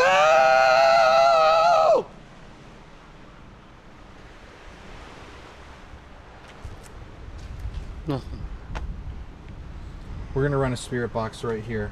Not to anybody in particular, but I'm gonna add in here one of the things that is talked about with the Oakland County child killer possibly being linked here is if those kids were murdered here, brought here to be murdered in a snuff film, or even murdered somewhere else, and they weren't killed here, but the pedophiles who killed them came here all the time. And with Francis Sheldon financing snuff films, people think there might be kids buried on this island. You see, when all this went down in '76, they couldn't get a search warrant to actually search this island. So to this day, the FBI, none of these organizations have ever done a thorough search of this island. And it's a small island, but there's a lot of ground to cover. They never took cadaver dogs out here. They never took forensics. They never took anybody out here to investigate this fucking island. So who knows if... Let's ask. All right, if there's somebody here, I want to introduce myself. My name's Colin. My name's Connor.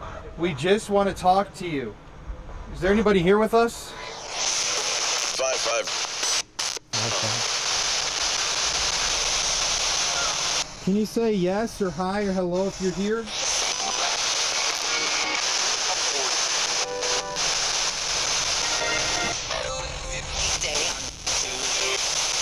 Sound like it said uncomfortable. I hate to ask, to any spirits that are on here, what happened to you? They took me, fooled me once. Committee and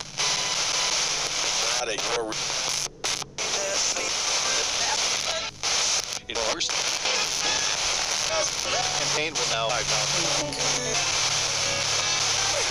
Can you tell us where we should go out here? Set to go to. Set foot. Where to?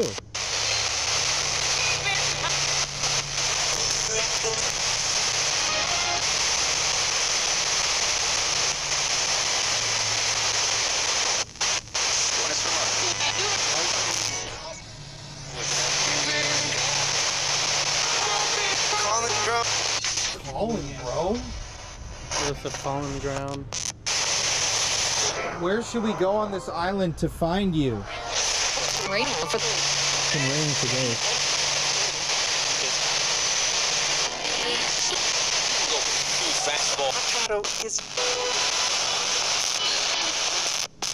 Who lived in this house? Celebrate. I'm backing up.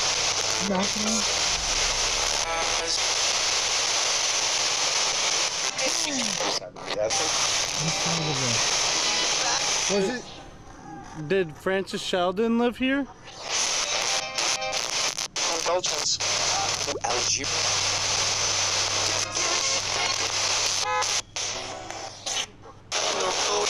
I don't know.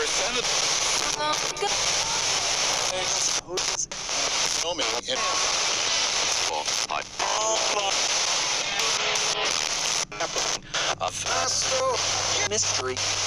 A mystery. Were kids killed here?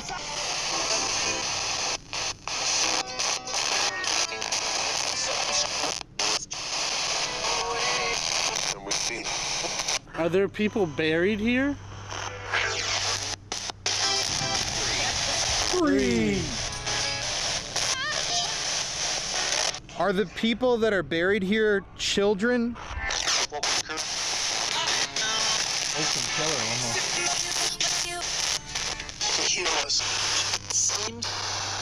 That was a creepy old man saying, tequilas.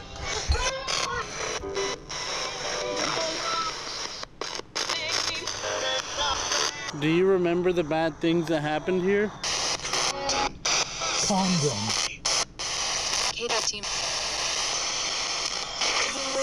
He hit on teams.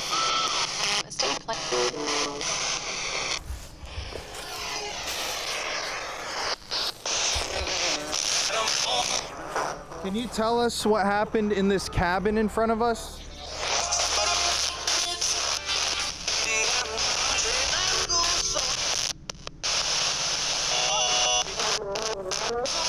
I heard people murdered.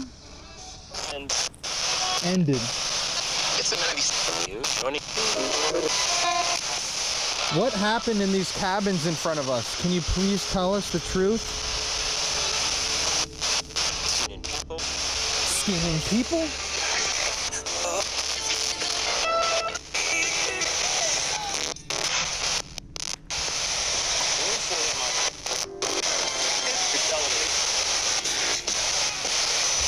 To whoever's here, was somebody named Christopher Bush ever here, or Chris? He came in. I heard he murdered me. So yes, Christopher Bush was here?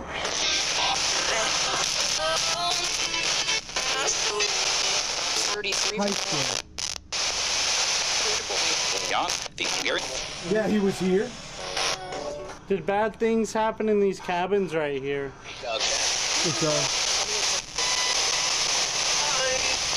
Were kids filmed and raped inside of this building behind us?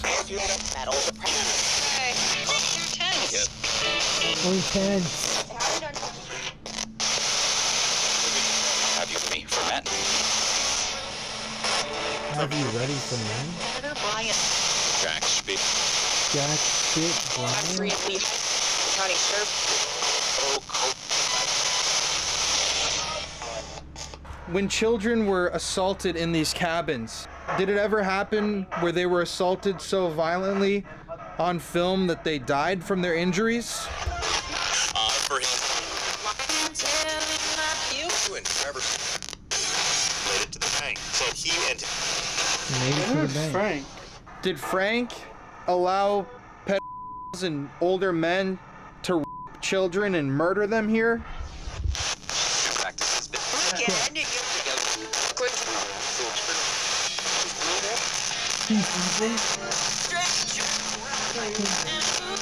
What's your name?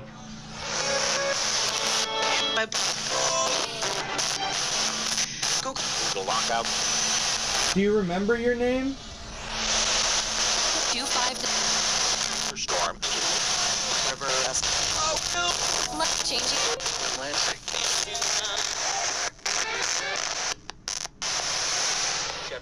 Are there bodies buried in the woods out here?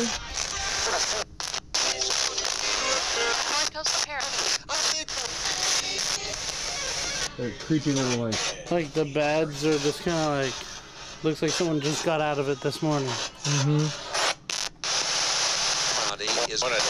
Anything you want to tell us about what happened here? Guys, I'm gonna get help. Oh boy. Get out.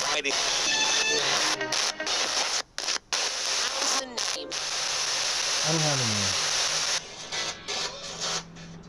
I say we keep walking down the path. Where the f did Josh go?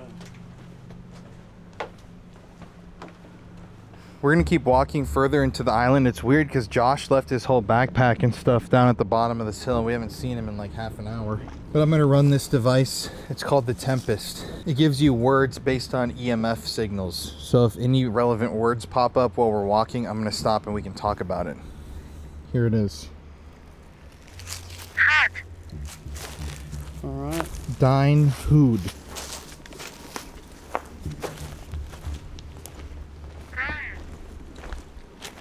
Brawl.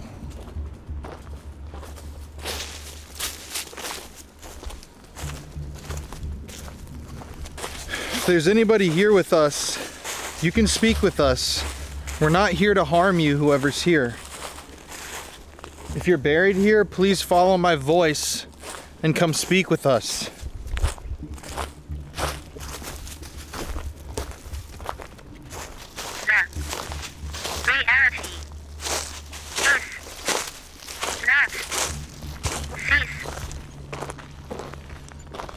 Reality is not this. I think this is the way to the airstrip. I think. Our map guy ran off. Josh!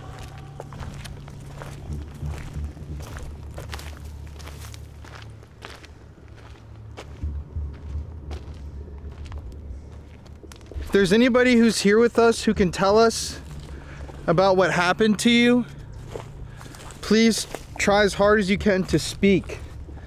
And hopefully we can figure out if somebody killed somebody, where these assaults happened. God, that cabin's creepy up there to the left.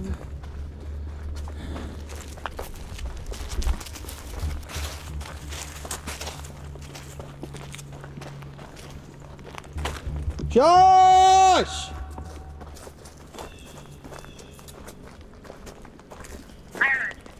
Oh! Oh! It said island! Dude, it said island. Thank you. Yeah. We did come to the island like somebody told us to investigate this. That's where we are. If you're here, could you tell us something about what happened here? McLean. M-C-L-E-N.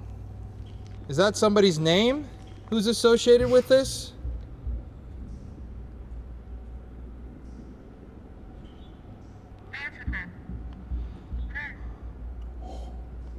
Multiple men.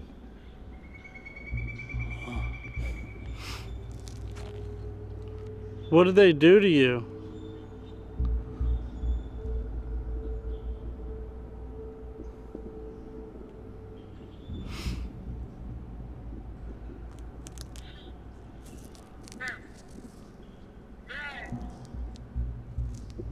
He was there. Who?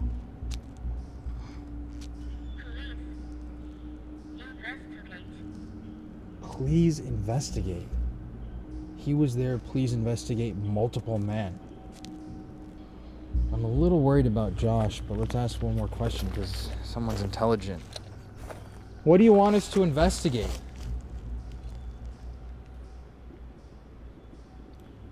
Island. What do you want us to investigate? Island. All right. Multiple men again. Island and multiple men. Island, dude, this thing is going crazy. Look at this, guys. Please investigate island, multiple men, island, multiple men. He was there. And you can see there's almost 30,000 words and phrases it can choose from. That is actually insane. I mean, what the f***?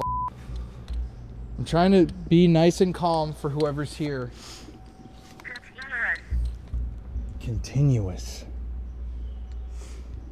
Assaults that were going on here? Davis.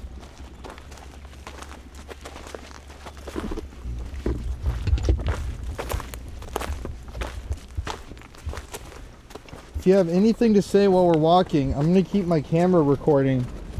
Please say it. We have to find our friend. No way. What?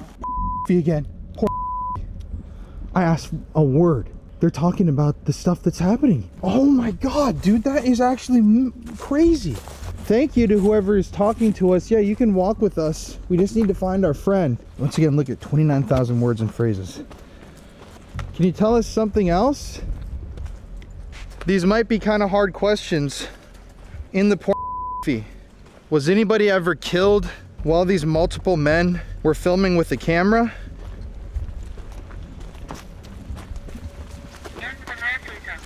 Endomorphism. Ooh.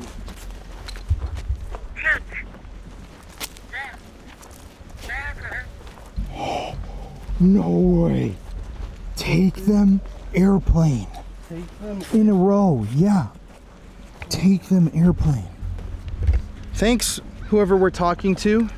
You're doing really good at telling us the truth about what happened here. So he would take them here on an airplane. Then what would happen?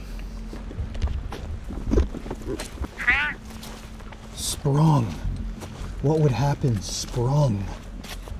So that's a little disturbing. Are you talking about what would happen with the men on this island when they were private with these children?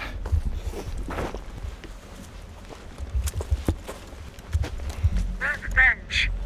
Purcell workbench. Isn't Purcell hand sanitizer? I know it's Purell. Purcell workbench. You're doing a great job. Sorry we can't stop right now. Our friend is missing. Can you give us the name of one of the people that was here?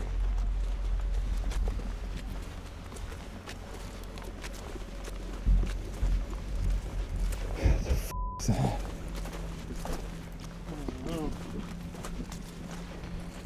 Private property.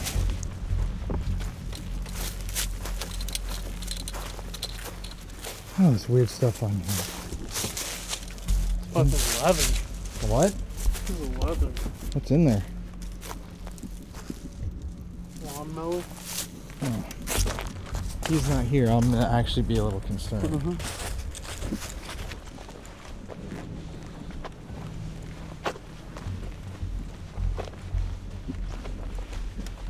Not muddy one bit.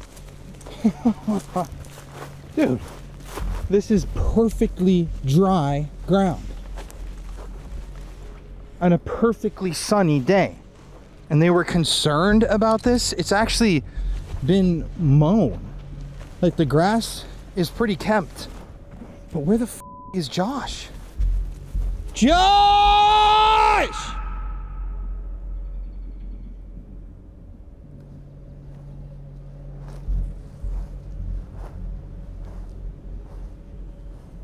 I heard him. Josh!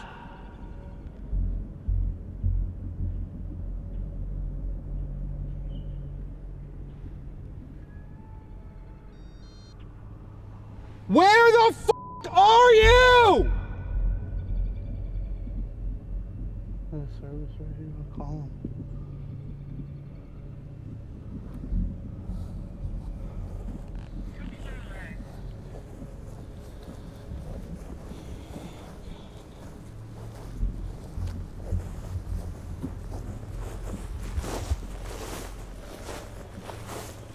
Josh!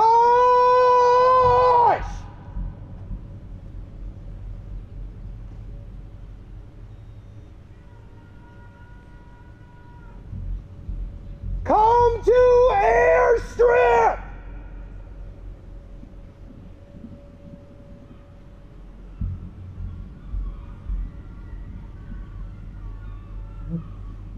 All the way down there. What? Oh, there's him right there. Huh? He's way down there.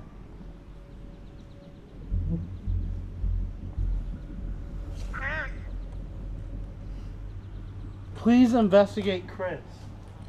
What? Oh, I had my thing off. I wasn't even paying attention.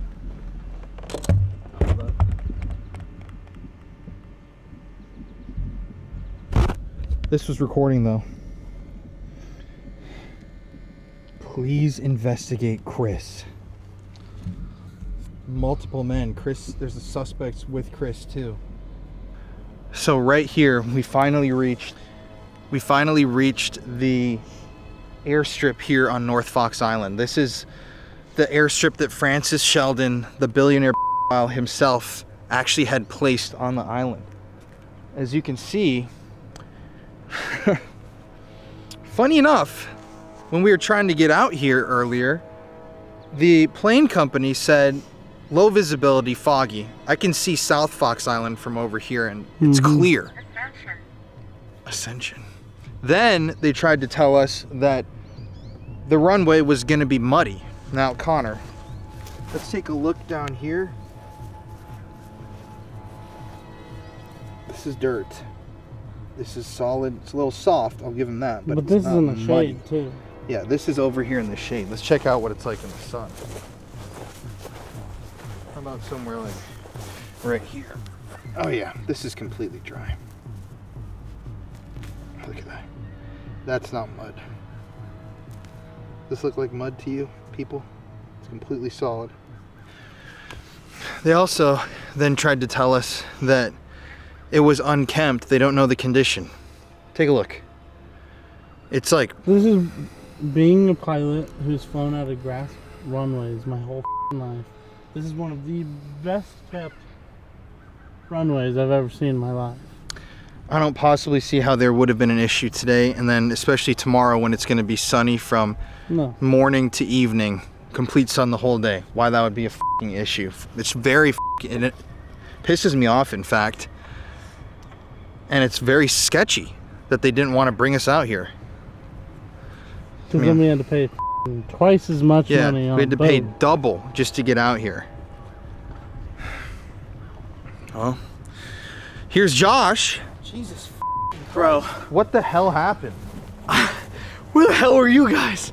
At the place up the hill, right where you ran. I went up there. I showed off that building that almost looked like it went underground. It kind of did, and I showed off the log cabin.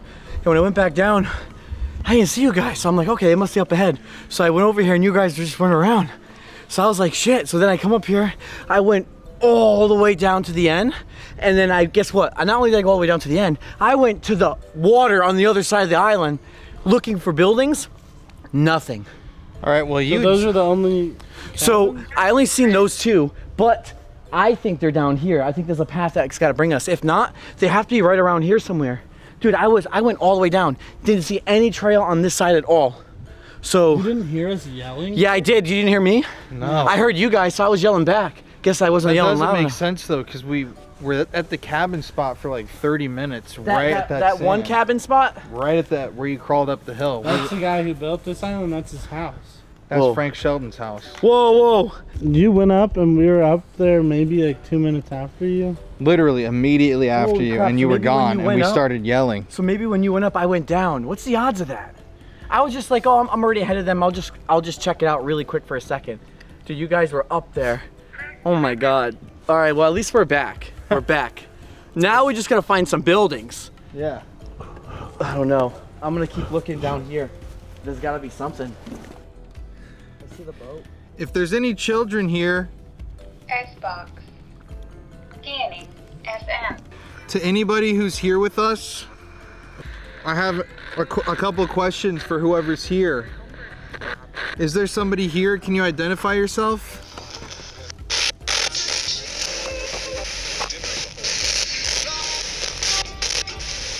Harriet.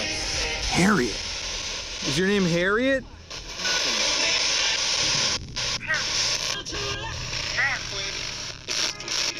Take them. Yes, sir, I heard in here. I know it's hard to ask or answer this question, but were there snuff films filmed on this island? Videos of children getting murdered? The island, right then. Oh, dude.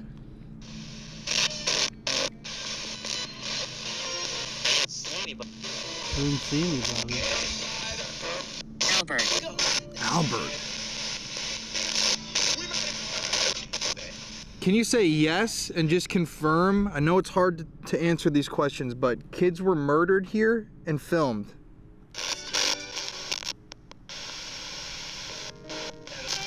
Pedophile. Wow. Keep off my land. Irish. Irish. Is a boat service? Yeah. Can you tell me, please, yes or no, were snuff films produced here? We want to share your message. Denounce. 2 or 3. And a variety of them. Where were these films produced? In the mornings.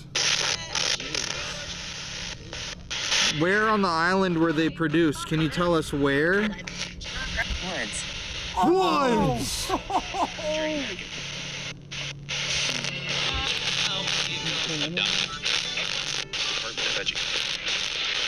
So kids were taken out in the woods here, raped on camera, Mary. and then murdered?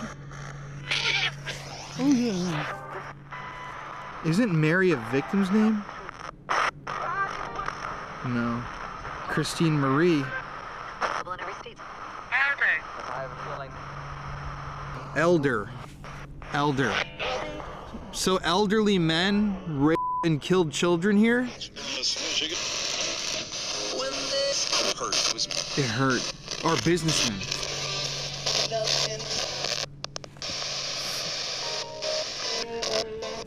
Can you give us the name of somebody that was killed on this island? French, it said. French and penguin. Foreign, I heard. Ralph!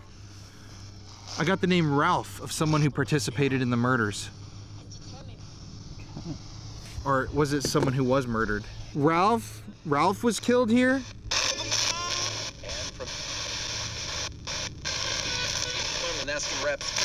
Nasty rats. Do you remember all the bad things that happened here?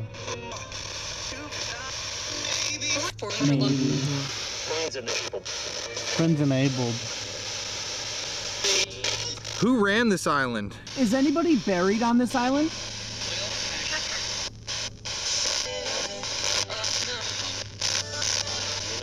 I'm a friend.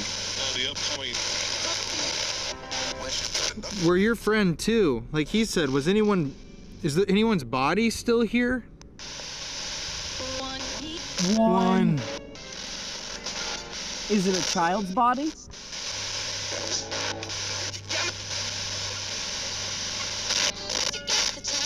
It's just a child. Holy crap. Darkness. Multiple.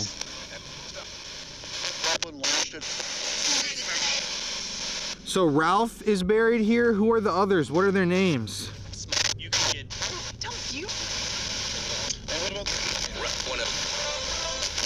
Me too. Michael. No way. Ralph and Michael, two boys. So Ralph and Michael are buried here? Yes. What happened to them? Killed them. Killed them. Oh. Regina. Is there anything you want to tell us about what happened here? So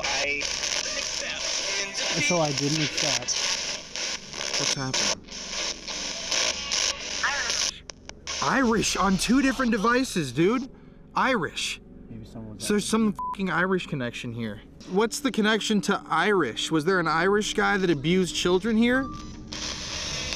I mean, most of the men were kind of Irish. Where are you buried on the island?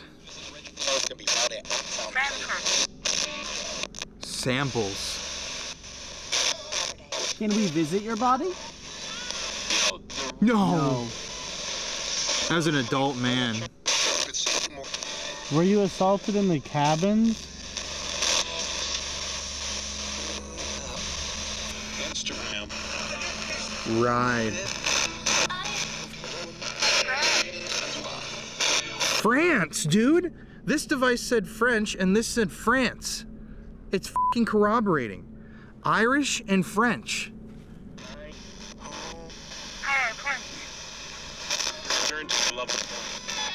So what do those two countries have importance for? 40s. There was a guy named Christopher here, right?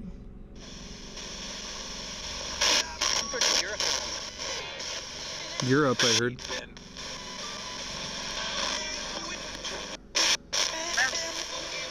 Snake. This device said snake.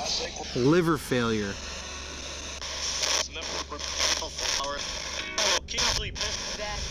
Daddy. Do you remember Mr. Sheldon?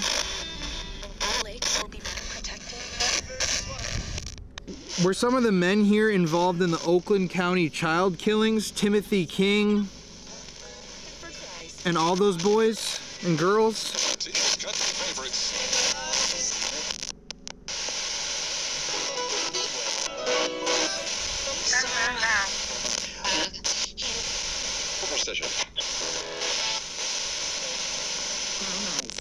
How many people died on this island?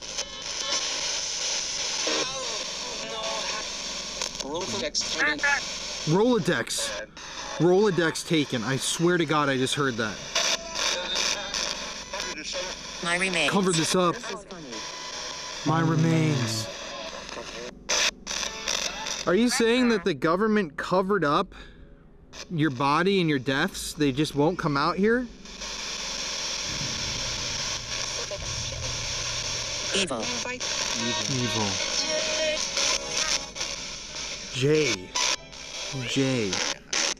They killed me.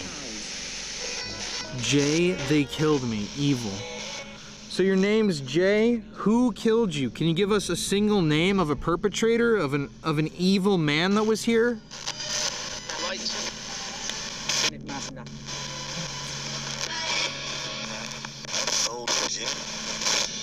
Old Jim. Are you trapped on this island?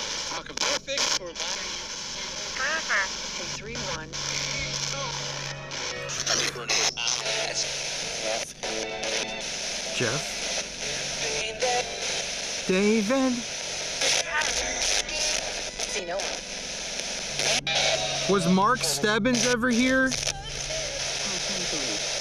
Potentially. Is this island connected to the Oakland County child killings, the murders?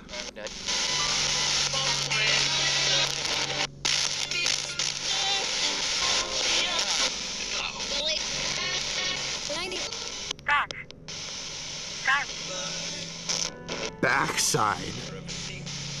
We fought here. We fought here. Backside, like your ass.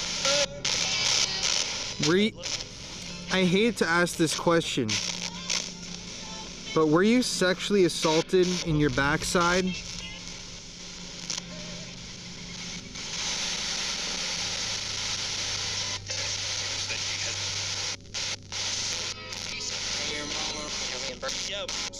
Man, that is so sad and dark.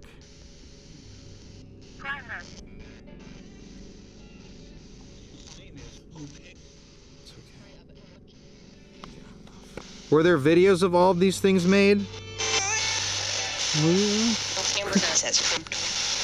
They viewed us as criminals.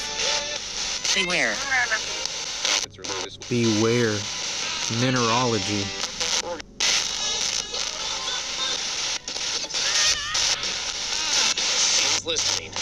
He's listening. I'm coming.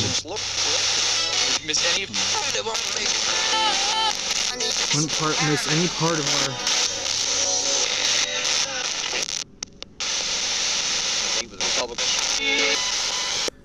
Round head. Battery level is low. Aircraft will return to the home point. Well, this camera's about to be out of camera card. 6:03, guys. We got less than an hour left. Uh-oh, be careful. You got a bunch of seagulls. Oh my god, dude. Yo, I just quit filming this, and we asked once again who it was. Investor. Oh my god, dude. What? Look at what this device just said. It just said the N-word. I swear to God. Let me see. I can't even say that evidence. Nice. Look at that. Damn, I don't think there is any, bro. What? I'm not going to say that word, guys, but it said the N-word. Urethra. It's in my happy place. Ugh. It sounds like... Impish. This sounds like a that came through. My happy place. Impish, deviating N-word, urethra, round head. At the end of the day, I had finally visited North Fox Island. For years, this story has transfixed me and drawn me in with its murky, razor-sharp tentacles. It's a story and a mystery that has kept me up at night and inspired me to take my career down a new path. But after visiting the island, I wasn't happy. I wasn't excited. I was more confused. I was even more lost than I had been before. How many kids were abused on this island? How many children had been murdered for snuff films? Did the Oakland County child killers ever step foot on this remote, blood-stained ground? What happened to Frank Sheldon? And why was no justice ever served for the horrific things that happened here? These are questions that are still on my mind to this day as I edit this video.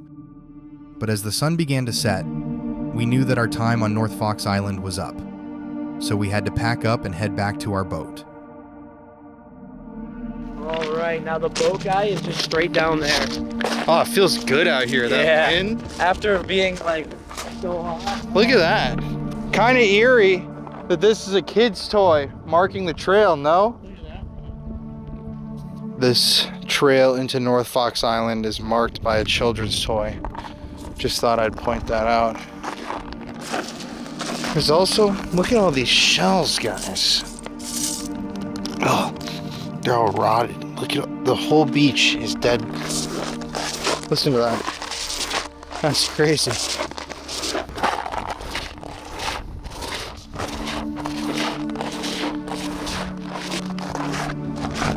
At the end of this, I'm gonna say I'm walking away with more questions than answers. Boys and girls were trafficked here. the random names we got, the snuff films, the unsolved potential of this being linked to the Oakland County child killings, and Christopher. Responses confirming Christopher Bush was here. Or at least that's who we assume. I don't know. It's just fucking haunting, y'all. This is one of those videos that eats your soul. When you sit here and think,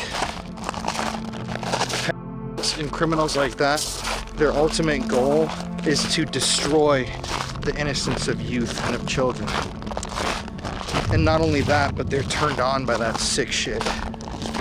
And to know that that happened to hundreds of children here, how the f has the government not solved this or charged the people? How the f did this just go under the radar? It's disturbing.